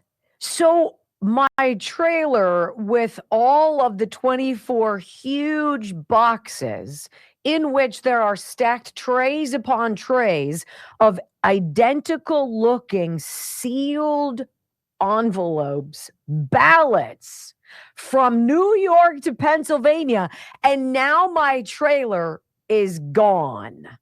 Where did it go? Well, suddenly, he says, I got a brand new trailer, not the one I always used to use. I really used to like my old one because it worked the way I wanted it to work. It had this great door that would go up and down and had some hydraulics that when it wasn't totally loaded, it would move in a certain way on the highway. He's like, look, I know you guys aren't truckers, but these are the things that matter to you when you are. And all of a sudden I get a new trailer. What happened to my old one? What happened to all of the ballots? Huh. Listen. What happened on October 21st was a series of unusual events that cannot be a coincidence. I know I saw ballots with return addresses filled out, thousands of them, thousands. Loaded onto my trailer in New York and headed for Pennsylvania. At first, I didn't think it was a big deal. In fact, I thought it was really awesome. I really did. I was like, sweet, I'm doing something for the presidential race, this is cool. But as things became weirder, I got to thinking and wondered why I was driving complete ballots from New York to Pennsylvania. I'm not so sure they were banking on Jesse Morgan.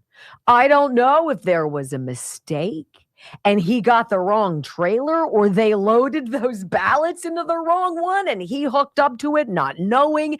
And they were like, oh, snap, and made him sit for 6 hours as they were trying to figure it out. But I do know that the United States Postal Service has come forward and did confirm after his December 2020 testimony that indeed there were between 144,000 and 288,000 completed ballots on his truck. Where did they go? Do you guys know what Joe Biden's margin of victory was in the Commonwealth of Pennsylvania? Because I do. It's burned into my mind. It's 80,555. Jesse Morgan didn't wake up that day in October thinking he was going to become a whistleblower. But he saw something and he knew he had to say something. Enter in a gentleman who wants to protect him as a whistleblower, who works to investigate Jesse's claims only to have the knives turn on him. That part of this story that we'll never forget, next on the Wendy Bell Radio Network.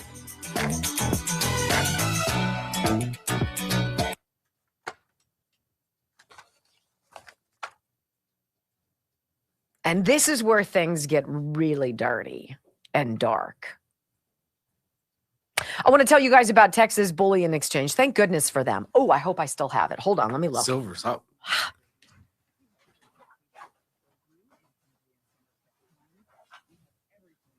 Ha-ha!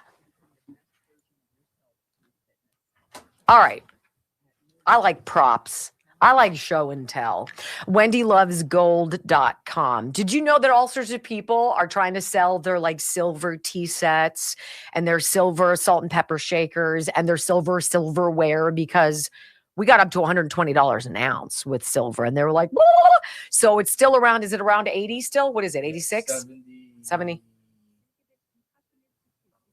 78. 78.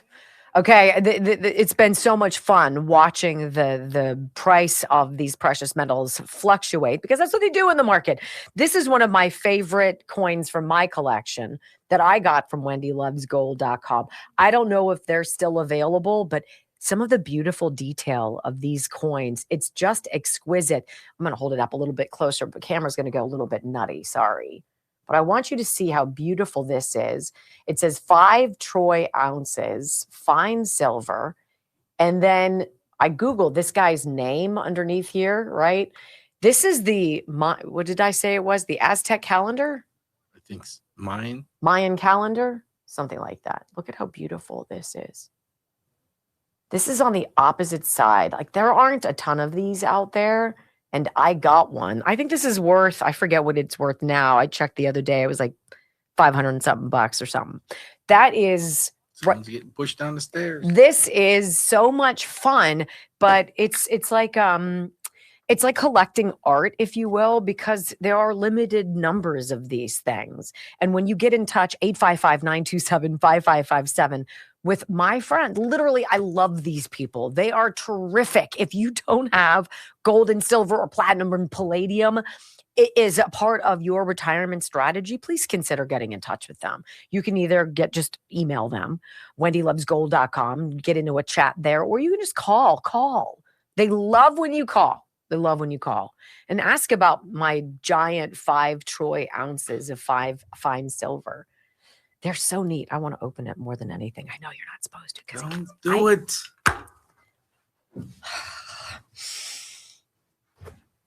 Ask about their principal protection program. It's pretty special.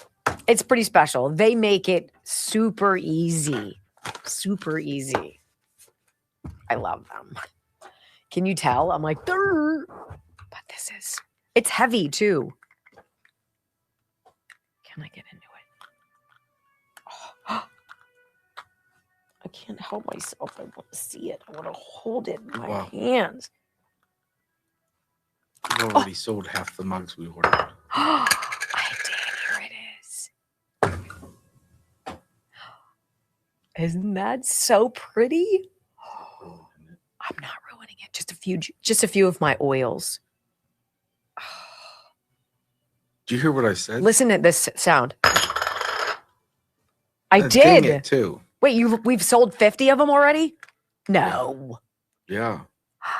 Really? Just checked inventory. That's fake news. Okay. We sold 47 already. That's so awesome. Let's see who else I can thank. Steve from Malabar, Florida, bought one of each. Thanks, babe. Oh, that's so nice. Don't think too many. Here we come. Oh my gosh.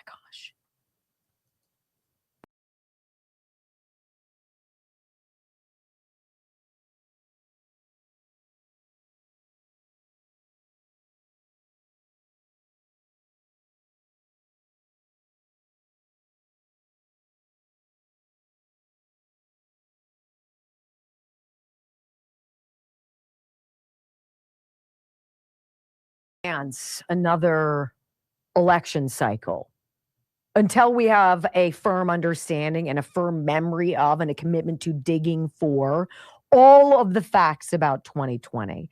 Because it wasn't just 2020. They cheated in 18. They cheated in 16. This has been going on. This isn't like some new thing. I think COVID just hit the gas. They were able to hit the gas and use this virus. Stay home, be afraid. The nonstop, everybody's dying everywhere. Oh my gosh, distrust everyone. Make your family wait in the garage as you test them for COVID on Thanksgiving. We were like, say what? This is ridiculous. It's almost like we all put the pieces together, right? But there's a process. And the process is awakening more and more people to this. The president putting out these videos, very important. Well, I want to talk to you about this guy. You might not know him, and I don't know him, but his name is Anthony Schaefer, and he's a retired Air Force lieutenant colonel. He worked in the first Trump administration, and he's done this work with data mining, this program through the Defense Intelligence Agency back in the day that identified 2 of the 3 terror cells that the FBI determined were behind the 9/11 attacks on America. When he tried to alert the 9/11 Commission director about these terror cells and other things, he lost his security clearance and his military career was essentially over, which was so odd. Like, why, if you're identifying terror cells, that the FBI ultimately connects dots and says, those are people who are involved in the 9/11 attacks on America, why would you then be penalized for blowing the whistle, lose your security clearance, and essentially lose your job? Well, this guy, Anthony Schaefer, and his team heard Jesse Morgan's testimony back in November or December, I should say, of 2020 about what he witnessed as a subcontracting truck driver for the United States Postal Service. He heard that testimony and he's like, you know what? I wonder if we should help this guy see if what he's saying is correct, because it sounds like he's a whistleblower. He sounds like a whistleblower like I was during 9/11 and I paid the price for it. Maybe I can help him. Well, Gateway Pundit did a story. This is going to take us back almost 5 full years, 4.5 years ago, because this Lieutenant Colonel Tony Schaefer tried to alert Bill Barr, then Attorney General under Donald Trump, right, about Jesse Morgan. He tried to say, hey, this guy's got really verifiable proof. He's got pictures. He's speaking about these ballots that were loaded into his truck from New York. Why are hundreds of thousands of mail-in ballots for Pennsylvania coming in from New York? Doesn't make sense. And this is where the story gets a little bit darker. I'm going to read you this again. This is several years old, but it's going to connect into where we're going next. Lieutenant Colonel Anthony Schaefer is the president of the London Center for Policy Research. He's a New York Times bestselling author, CIA-trained intelligence operations officer with 35 years of experience in global and national security.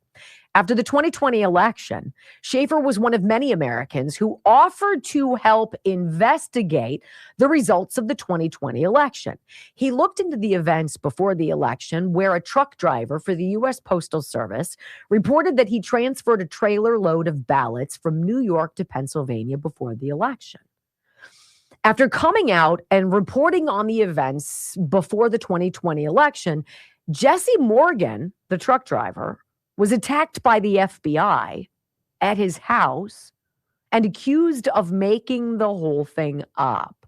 The FBI even asked him who was paying him to make up the story. But according to private investigator Schaefer, former Attorney General Bill Barr told him, Schaefer, to help to stop investigating claims, Jesse's claims, of possible election fraud in the 2020 election.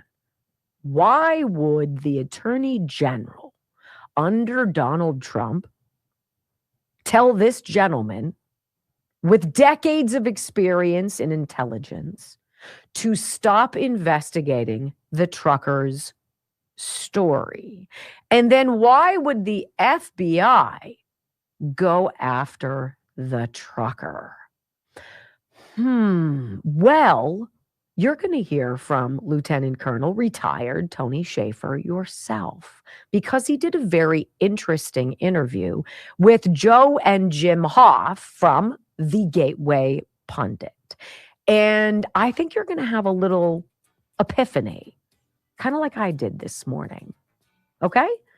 Do not go anywhere, because this is just one story that is still flowing next on the Wendy Bell Radio Network. So Joe and Jim Hoff are like, so tell us about your experience. How did you get plugged into Jesse Morgan? And he's like, well, kind of like you guys. I just listened to his testimony. And you heard his testimony. This is not a Rhodes Scholar guy. This is a blue-collar, hardworking dude who's driving a truck 5 days a week. He needs his overtime, right? But he's interested. He sees what's coming onto his truck, and he's like, that's weird. And then everything else was weird. And so he spoke up about it. And they're like, Art. Shh. And for Bill Barr, Donald Trump's attorney general, to tell Schaefer to stop investigating or else. And Bill Barr wanted Tony Schaefer, who had the truck driver in a safe house. That's how serious this got. Wanted him to turn the truck driver, Jesse Morgan, over to the FBI. And Schaefer said no. Wow. This is where people disappear. Right? This is real disappearing people, not fake. All right, let me tell you. Wow, we're still going strong. Let me tell you guys about the healthy fat. I'm going to read you exactly, like literally, this is what they say their product does. I tell you how it makes me feel because I drink it every day. And I tell you the story of Dr. Gundry, who created this drink. Oh my.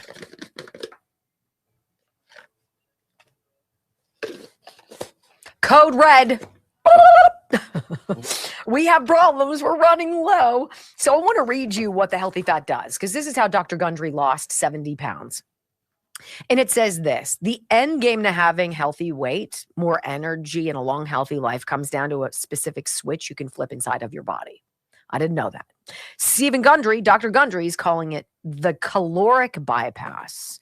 By activating the specific process in your body, he's seen thousands, and he confirms, yes, thousands of people dramatically improve their health, even at the age of 50 and beyond.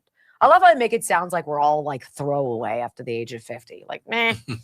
Her ovaries are all withered up. Don't worry about her. She's an old decrepit. She's a raisin in there. Thanks a lot. This includes losing weight, getting tons more energy, and getting the good health you had back in your youth. Not only that, this is actually associated with improved digestion, strong feeling joints and muscles, smoother skin, and healthier lives, meaning it could be the key to a happier life. Dr. Stephen Gundry's lost 70 pounds himself using his research, and he's kept the weight off for over 20 years. And counting. His digestive issues are gone. His health is fantastic. And he feels younger and healthier today than he did in his 40s. His video has been viewed over 20 million times to date. I bet you it's well beyond that now. And you can watch and learn more about it by going to thehealthyfat.com/Wendy. And at the end of that, you get a discount. You get a chance to buy these mixes. So they're dietary supplements. What do? They crush your appetite. Sure.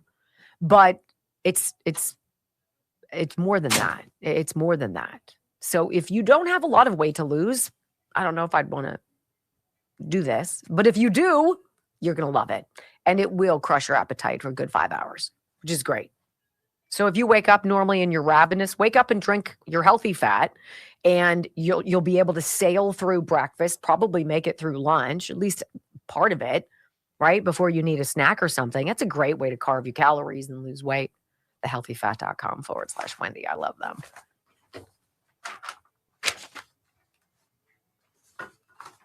All right.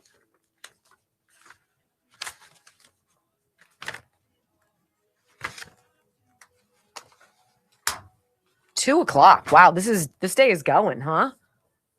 This interview, though, there are so many people who have been fired, demoted, security clearance revoked, persona non grata. I feel so terrible for Rudy Giuliani. I feel terribly for Sidney Powell. Lynn Wood, wasn't that his name? Lin, Lynn Wood. All of these people tarred and feathered. Mike Lindell, again, like if you see them all come after people who are all trying to do the same thing, then you know damn well they're over the mark. It's not even a debate. All right, I've got to keep reading names. It's happening so fast. You guys are amazing. Hold on, it's going to make me look much better. We're only down to 100 of yours left, too. How many did we have? 250. We've sold 150 mugs. Yeah. We didn't even send It's one to because Gary. I'm fabulous. Do you think Gary wants them? Does Gary really want to see Gary's work? I don't know. If it's your face, he might. He loves you. Right. He does. He loves I you. don't know, I just think it would be nice. Well, let's do it then. I'll pay for it. Gary Varvel. Let's send him a couple. Let me hop in here and you better order it. I know. No, I'm not ordering it because I'm talking. So you're gonna have to. Okay. Holy schmoly. Here we go. Here is one of each for Angel in Butler, Pennsylvania. Thanks, Angel. I'll call you Angel just cuz. Legal. This is for Becky. Becky in Newcastle. Becky got one of each. Thanks, Beck. How you doing? How about Laura in Equinunk, Pennsylvania? Never heard of it. Equinunk. Excuse me. Very cool. Laura got a Brock. Very cute. Let's see. Beverly from Bardo, Pennsylvania bought one of each. Thanks, Bev. Love you, babe. Anne from Taylor, Wisconsin bought one of each. Thanks, Anne. It's my middle name, by the way, but I have an E on mine. We have, let's see, Randolph from Randolph from Gaheysville, Virginia. Sorry, I botched that. One of each. Thank you. And I have one more. How about, wow, it's still buzzing. Randy again? No, did I just budge that? Hold on. Let's see.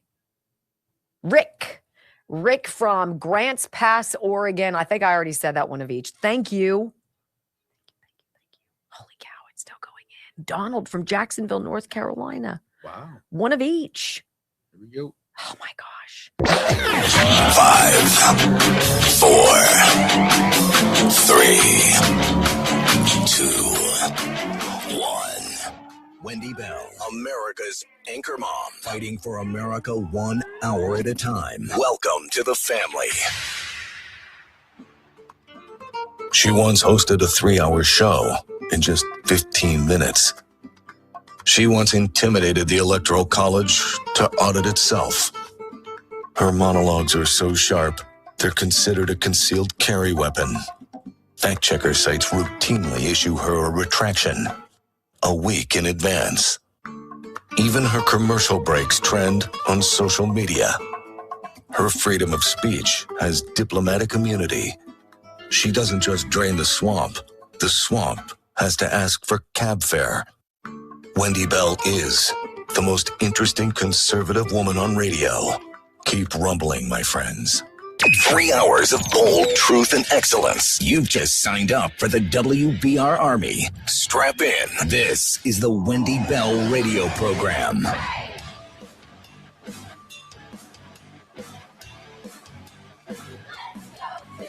Welcome back. Hour number 3 of the Wendy Bell radio program is live. Hey, remember 7 million podcast downloads and growing.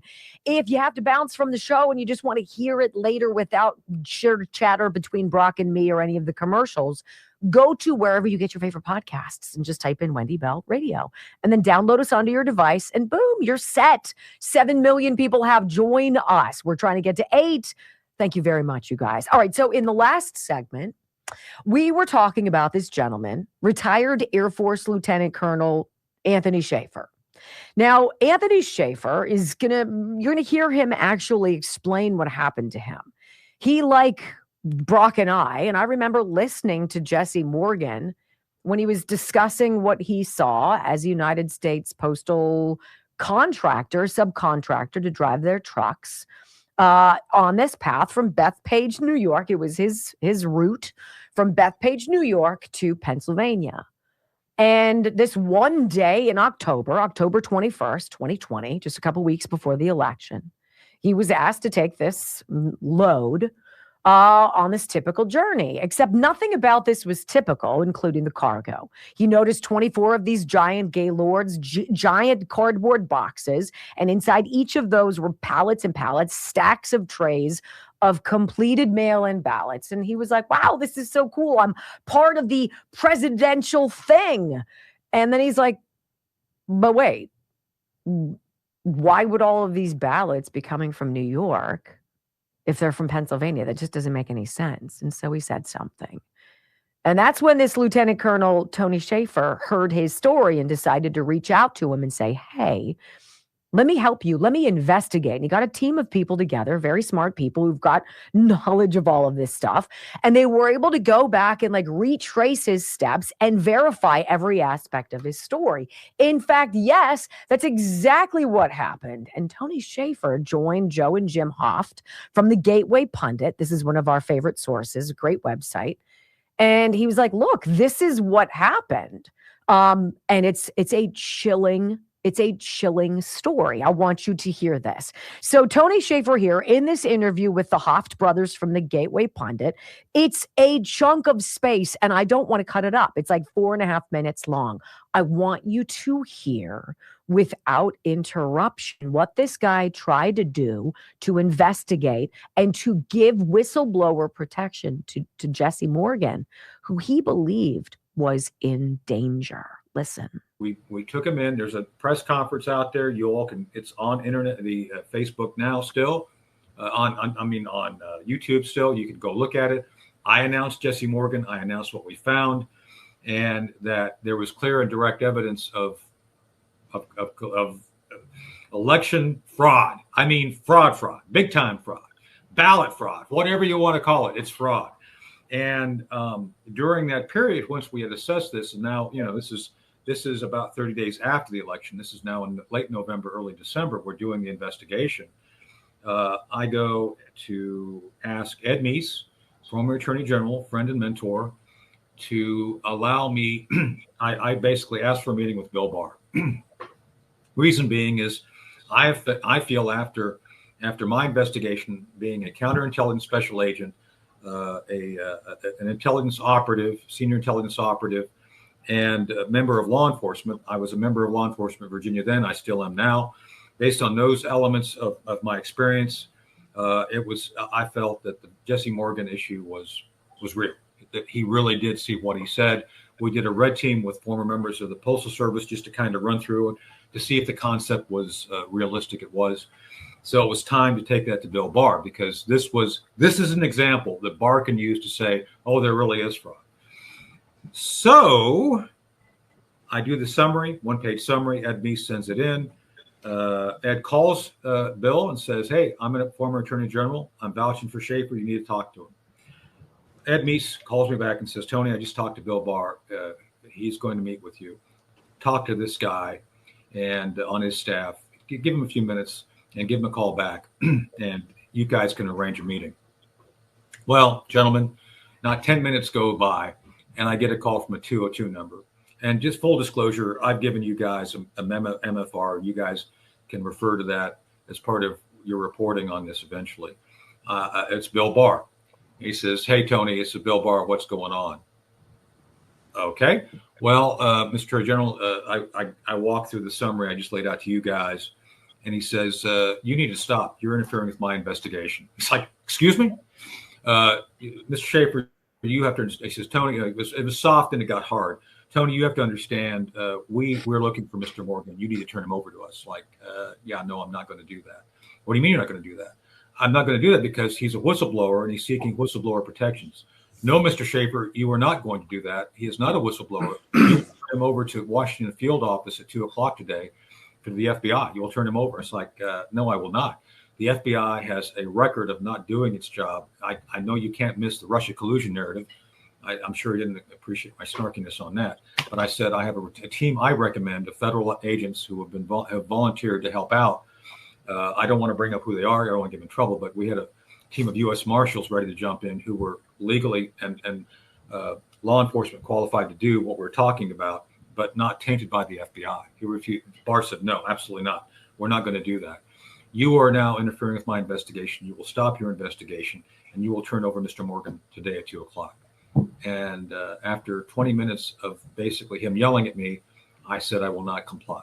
I will not comply. I'm going to seek whistleblower protection for Mr. Morgan. That's it.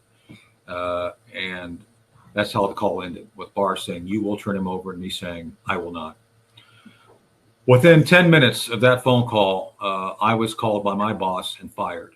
I was removed from the project. I was told to get my stuff and leave. Within the half hour of me being fired, as I was clearing my stuff out, Phil Klein and the Armistad folks were loading Jesse Morgan into a van to bring him down and turn him over to the FBI without representation. They were acted against my recommendations. I have written recommendations on this. I document things very well, gentlemen, just saying.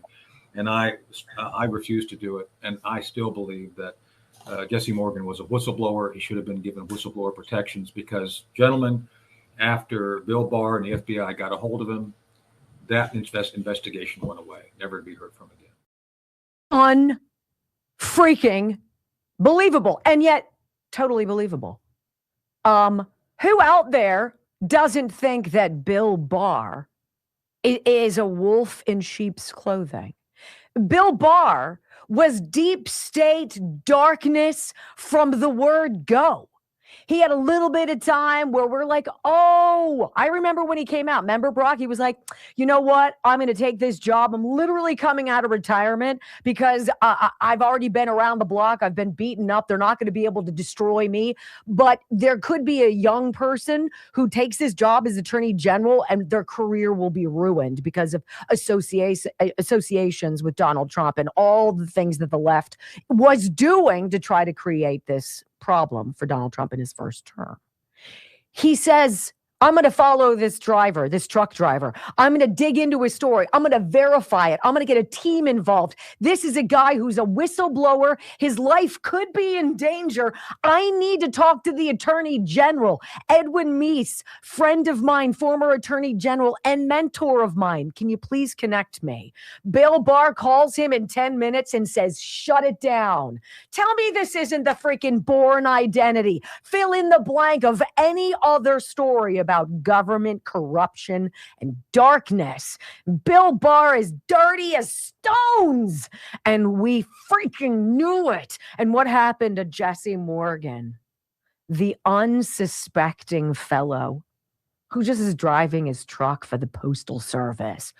Driving along, notices, oh my God, I'm carrying a couple 100,000 completed ballots 2 weeks before Election Day 2020.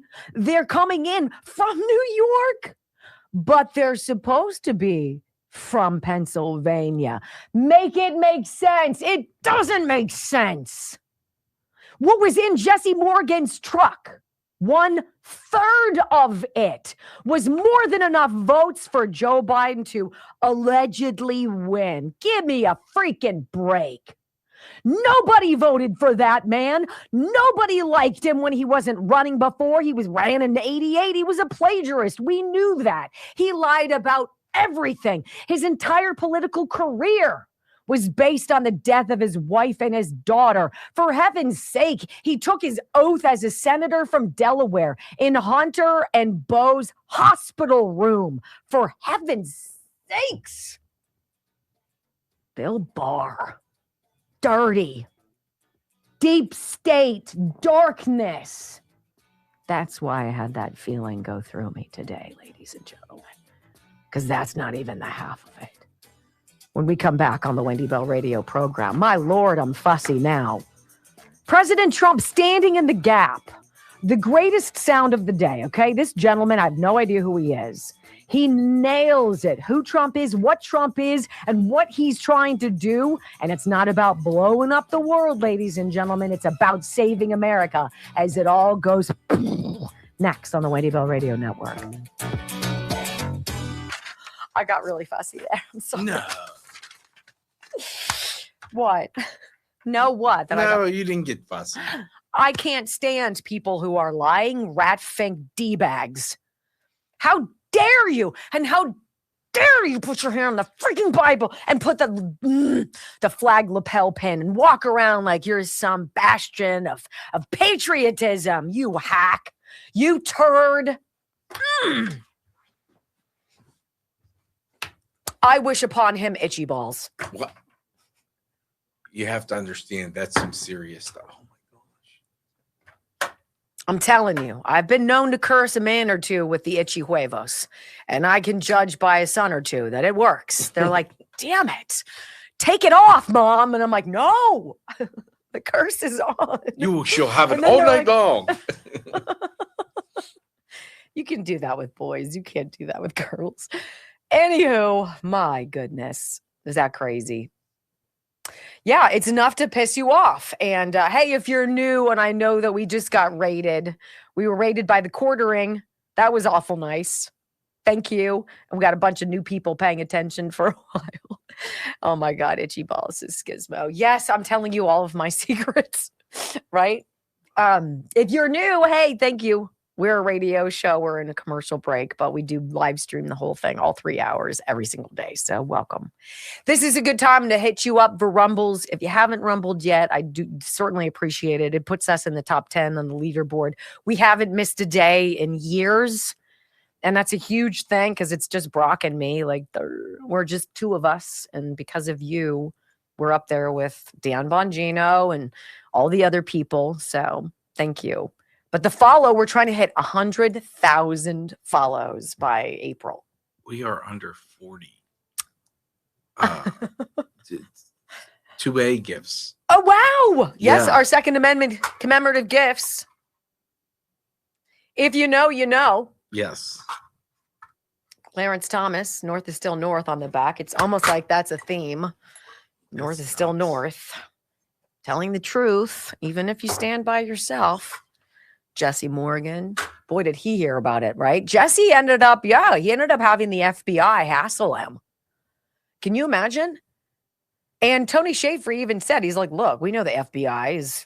How about him getting fired within 20 minutes? And he was sort of like a whistleblower before too. Like he had stuff to tell about 9/11. And they're like, yeah, you're gone. And so's your security clearance. Really? What is it about 9/11 are we not supposed to know? I don't know.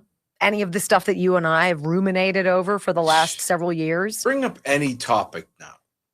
Right? If I were like, yeah, I'm not so sure about 9/11. Did it happen? I know it happened.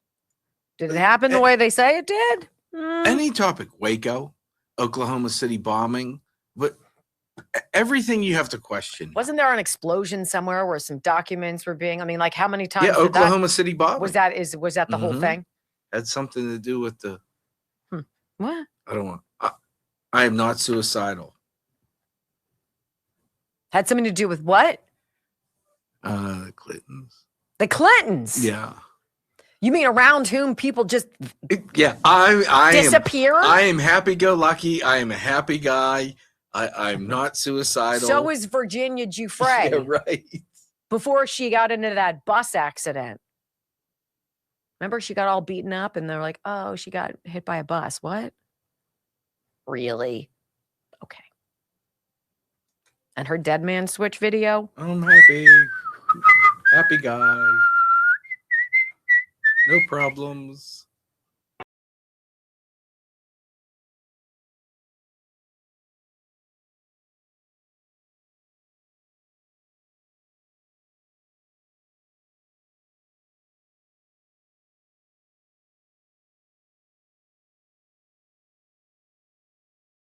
I know we're a little fussy today, guys. A little fussy. All this stuff has got to come out. And we're well past the time of somebody telling us, shh, shh, shh, shh, shh. Look, I'm an international racist, right? That's it. That shouldn't be funny. But literally, once you've been through something where people are like, oh, and the knives have come out, and you've been silenced, whether it's because you tell the truth or you've become more popular than the people you work with, whatever it is, whatever the story is, people who've been beaten down because they believe what Clarence Thomas says, that it doesn't matter if people are with you, even if you stand by yourself. Right is still right. We can't let this happen again. They can't silence all of us. That's what kills me about our government right now. We're a country, if you take out all the illegals, we're a country of what, 335, 340 million people? And we've got 535 ass clowns running around who are dark and dirty and dangerous and don't want things to change. And yet we haven't revolted. We haven't risen up. We haven't flooded the zone. We haven't taken over, because that's what people in other countries do. Maybe we're too civilized. Oh, that's not what we do in America. Yeah, that's what we do. That's what we do. Is that what it's going to take? Well, hopefully not with President Trump in charge. Look, you can love him or hate him, but the reality is he has a very specific focus. And this man, you might know him, and if you do, please hop in the live video chat and tell me who he is, because I think he's great. This gentleman on TikTok says, you know what? Donald Trump is standing in this gap, right? He's not interested in tearing down any global system. He's trying to secure America's strength and its sovereignty as that global system goes, listen to this. It's brilliant. What I think about Trump, people ask me all the time, hey, what do you really think about Trump? Well, here's my truth, the way that I see it. Trump isn't trying to burn down the entire global system like everyone thinks he is. He's trying to reposition America inside the system to protect it as the global order falls apart. At his core, Trump is a nationalist. He believes in sovereignty and strength and in putting America first. But he's not reckless. He knows you can't just pull the plug on institutions like the Federal Reserve, NATO, or global trade overnight without triggering a collapse that would also take America down with it. So instead of trying to smash the system all at once, he sort of bends it. He forces it to reveal its cracks on its own. Sometimes he makes tactical concessions. He plays along with the parts of the machine because survival is the first priority, right? He reforms where he can. He slows the rot where he can. And he buys time for America to rebuild its strength from the inside out. If he went after the globalists head on openly from day one, he'd be eliminated before he even had a chance to do anything for real. He's smart enough to know that. I think anyone can agree. His real goal isn't to save the global system. It's to save America through the collapse of the global system, because it will. He's preparing America to stand on its own when the globalist house of cards finally falls. He's not perfect. He's not a savior. But he's playing a long game. Most people don't even realize is happening. And honestly, at this stage of history, courage and clarity matter more than perfection. Trump is walking a tightrope between a world that's already collapsing and a future that isn't even written yet. And whether you love him or hate him, he's one of the very few who actually stands in that gap. That's how I see it.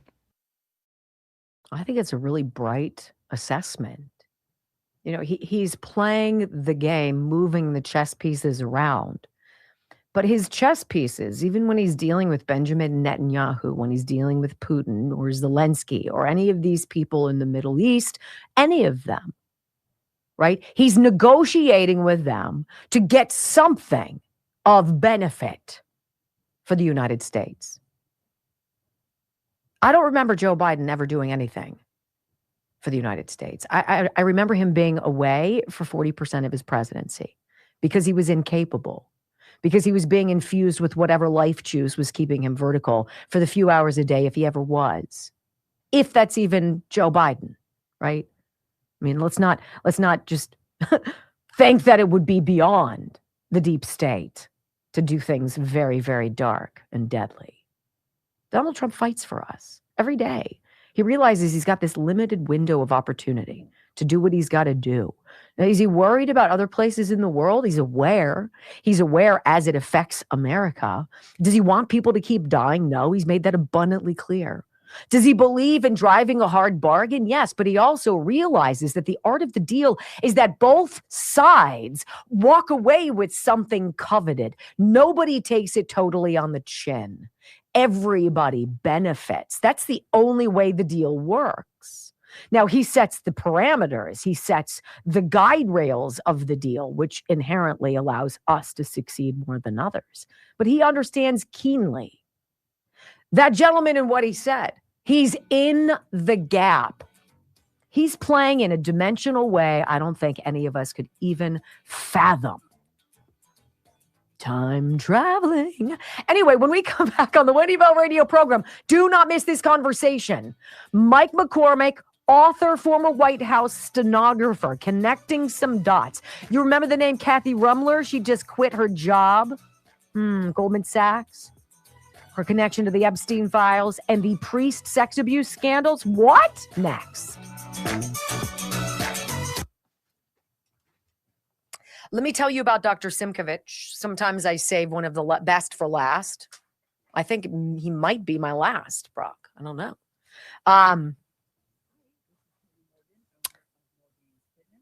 think inherently with a lot of our sponsors, particularly the health and wellness ones and the doctors, there's inherent hope baked into what they do. And it's the hope that if you pick up the phone and you make a phone call and make an appointment, ask a question, go online, read reviews, consider options. Options when you are hurting can be life-changing because it's when you feel like there is no hope that things go sideways. And if you've had a traumatic brain injury, right, a concussion or something, it's kind of hard to have hope. Where do you go? 1-800, fix my brain.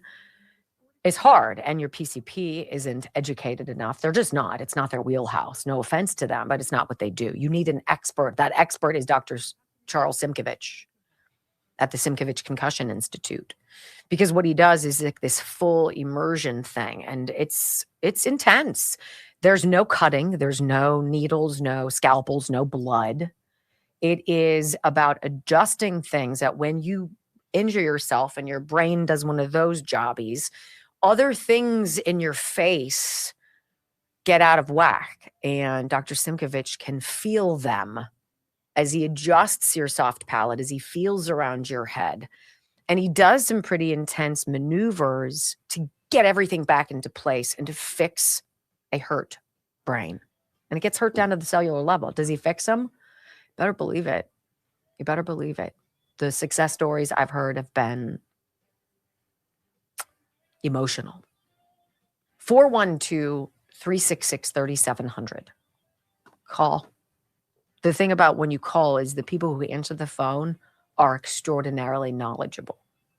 You're going to get somewhere with that first phone call. And they'll fix you. They'll fix you. People fly in from all over the country for this. 412-366-3700. Simkovich Concussion Institute.com.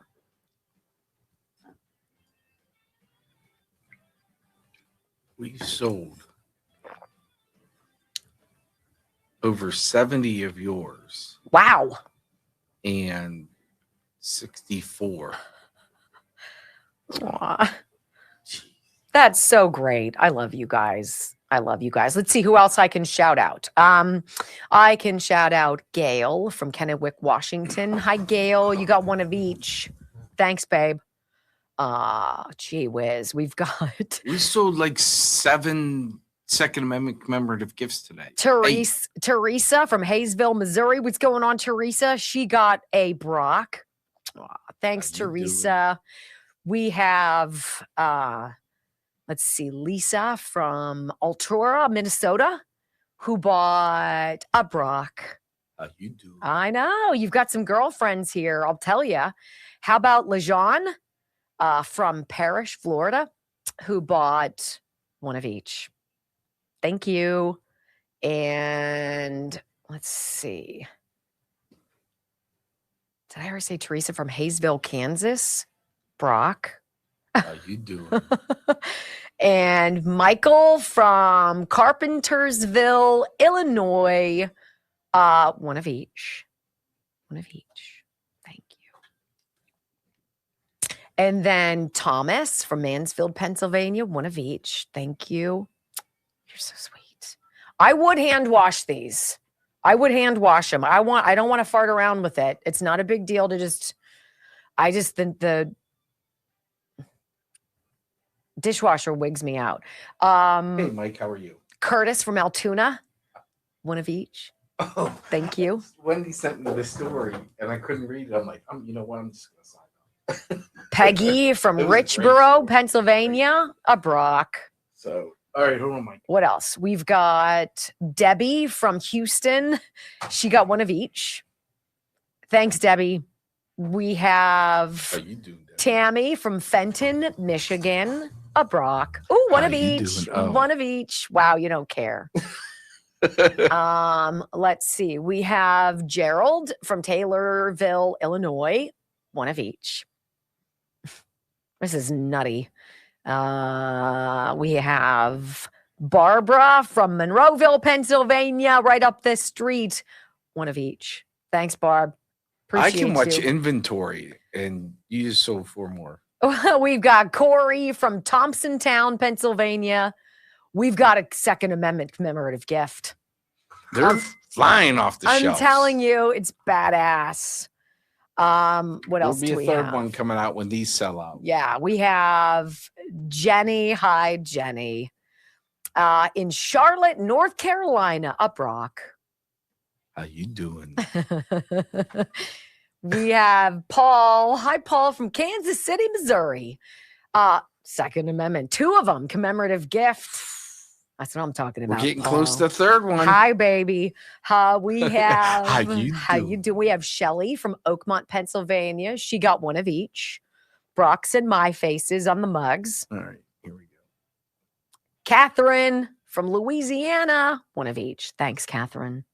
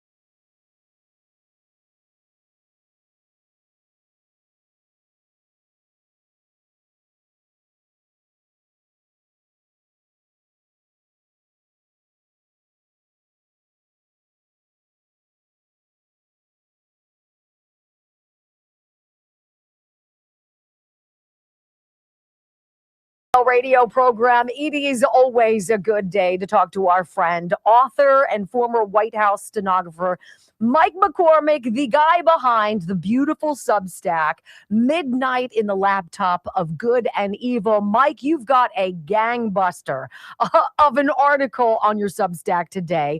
And this is about Kathy Rumler. Is it Remler or Rumler? I forget. I call her Rumler. Okay. Kathy Rumler. Well, tell us. And yes. Tell us all about it. Stepped down as the chief counsel for Goldman Sachs, the big Wall Street banking. If you guys are unfamiliar with this woman, she's all over. She was an Obama counsel, an attorney for Barack Obama.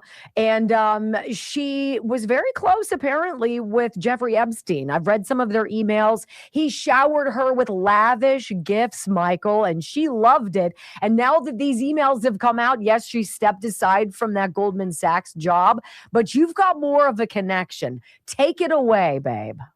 Yeah. She went slinking around with Jeffrey Epstein in 2014, literally months after she left the White House. She worked as Obama's White House counsel. I believe it was 2011 to 2014. And so she knew the inner workings. She knew the inner workings of what was going on.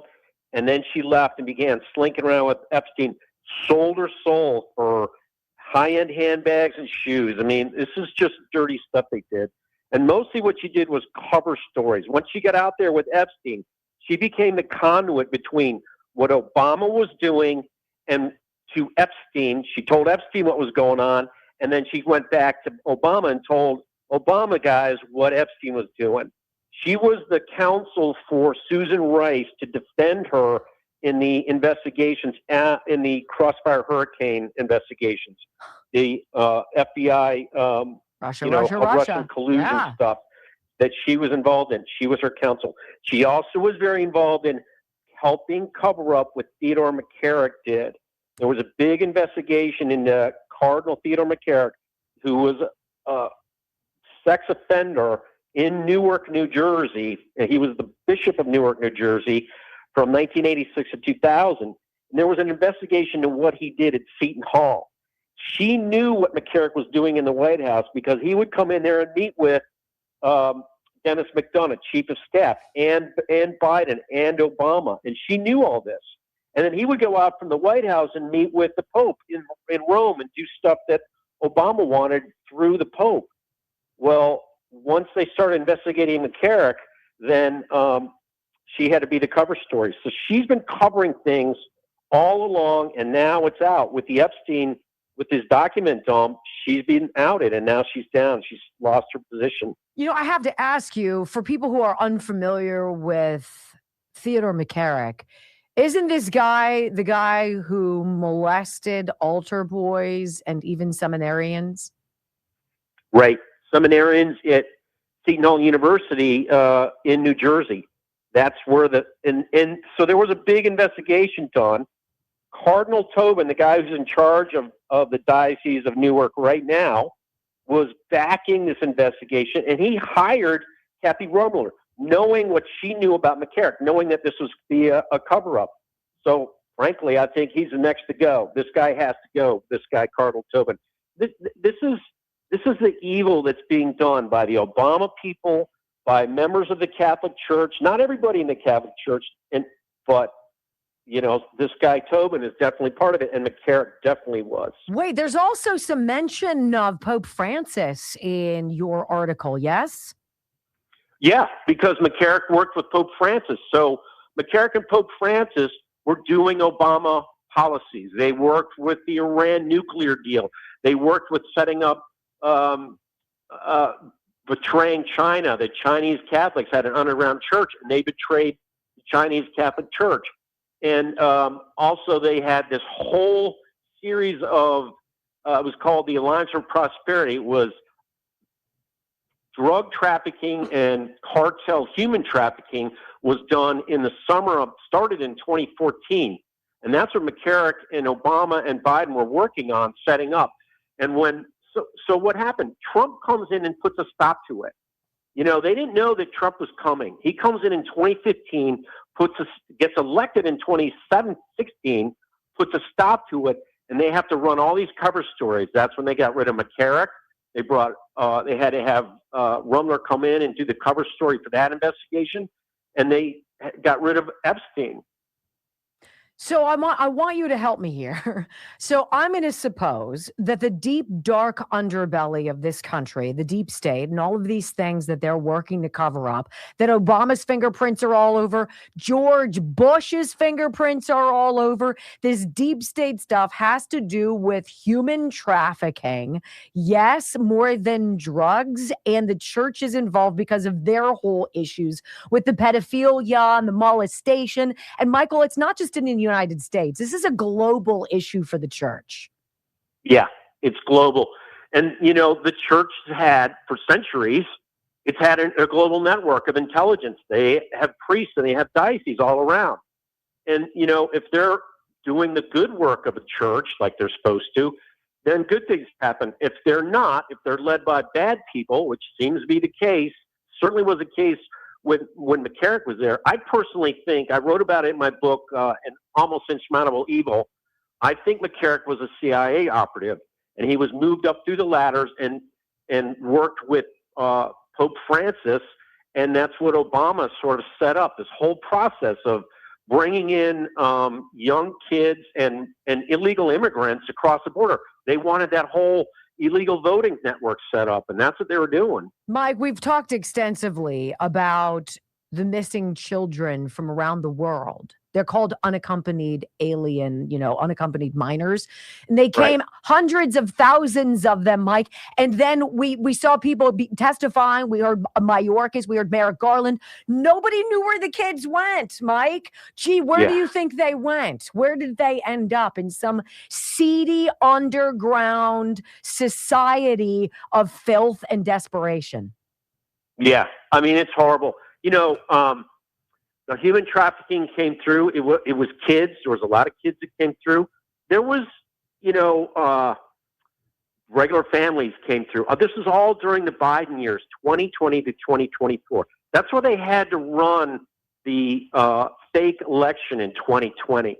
And the thing is, Jeffrey Epstein was caught and killed, whether he died by his own hand or by somebody killing him in August of 2019.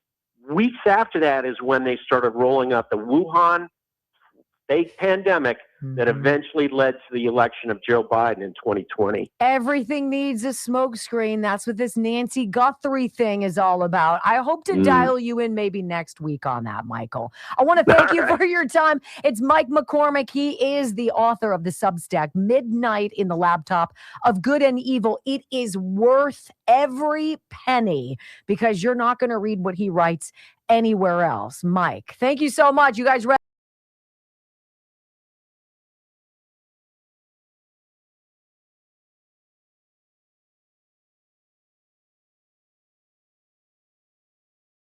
You know, with pitchers and catchers reporting to spring training, this seemed like a perfect time for Steve Hartman to take us on the road to Tampa Bay, where a special major leaguer has become an all-star to a special. Wow. It is not complicated, is it? I love it. When we come back, it's Bad Joke Friday, next on the Wendy Bell Radio Network. He's so cute. I was like, I'm old enough to be his mother. But I look like just maybe a stepsister. Still kind of creepy. Still kind of creepy. Okay. Oh my goodness, gravy. This whole Nancy Guthrie thing is connected to all of this.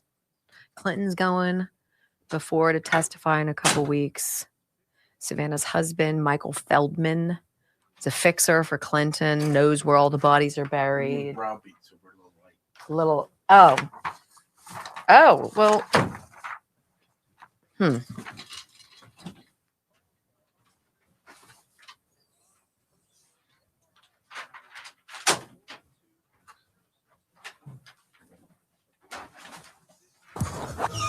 See what happens when we don't browbeat you guys? That is my fault. I forgot to mention it was Friday to send in your jokes.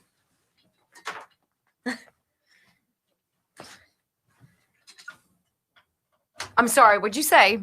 I said, I apologize because I totally forgot yesterday to tell people to send in their jokes. All right. I'm super pumped. We're down to 34 2A gifts, which is just nice. There will be no pet show tomorrow, and no Sunday show. I'm assuming. Unless, just kidding. No, I'm going to probably be here, to be perfectly honest with you. This is going to make my hair look so much better. I could set off a metal detector right now. Okay. All right, this looks like a cute one that I'm supposed to read. Did I miss anybody? For what? I don't think so. I don't think so. Okay.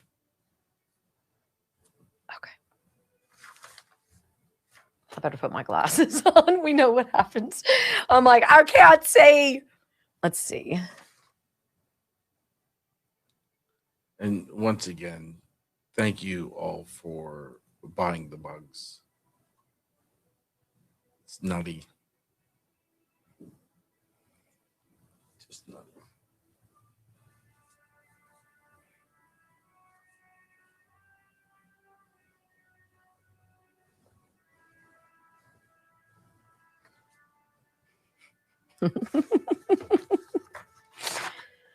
Okay.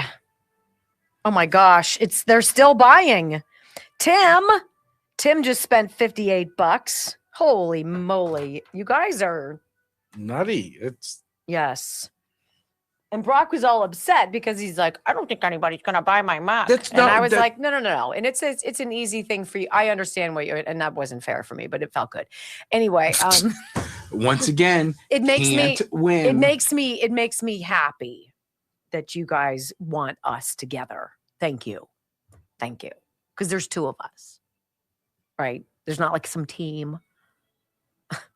Yeah. And We have great help along the way, but there's two of us. And the reason the website doesn't change because of one thing is because it's one thing, and I'm familiar with this website, and it makes it easier. I have no idea what you mean. But it's a 2A. Someone's like, you should get a different website because you can't show it on the thing.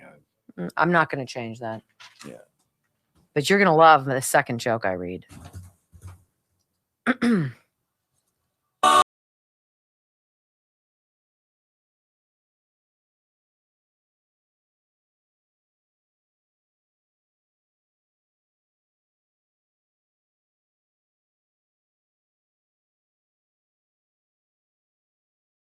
Time of the week, ladies and gentlemen. Without further ado,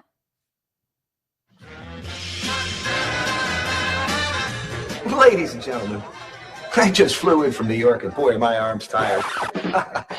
I'm joking, of course. Anywho, welcome to the Comedy Club. Won't you give it up to Wendy and Brock for Bad Joke Friday?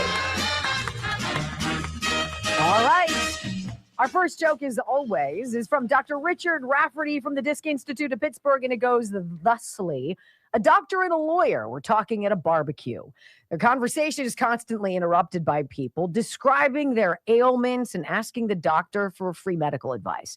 After about an hour of this, the exasperated doctor turned to the lawyer and said, "What do you do to stop people from asking you for legal advice when you're out of the office?" "I give it to them," replied the lawyer, "and then I send them a bill." The doctor chuckled at this and decided to give it a try himself. So the next day, the doctor prepared a stack of bills.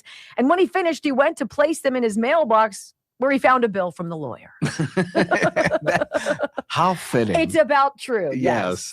My neighbor introduced me to her cats, a trophy, a pillar, a rack, and a log. Oh, wow. Somebody didn't proofread? No, I asked her where she got such unusual names. She said those are their last names. Their first names are cats. Catastrophe. Wow. Caterpillar. See, this is why we proofread, ladies and gentlemen. I couldn't have said that anyways. No, I'm going to save it. You ready? The difference between Republicans and Democrats. Ready? Oh, boy. A woman in a hot air balloon realized that she was lost. She lowered her altitude and spotted a man in a boat below. And she shouted to him, "Excuse me, can you help me?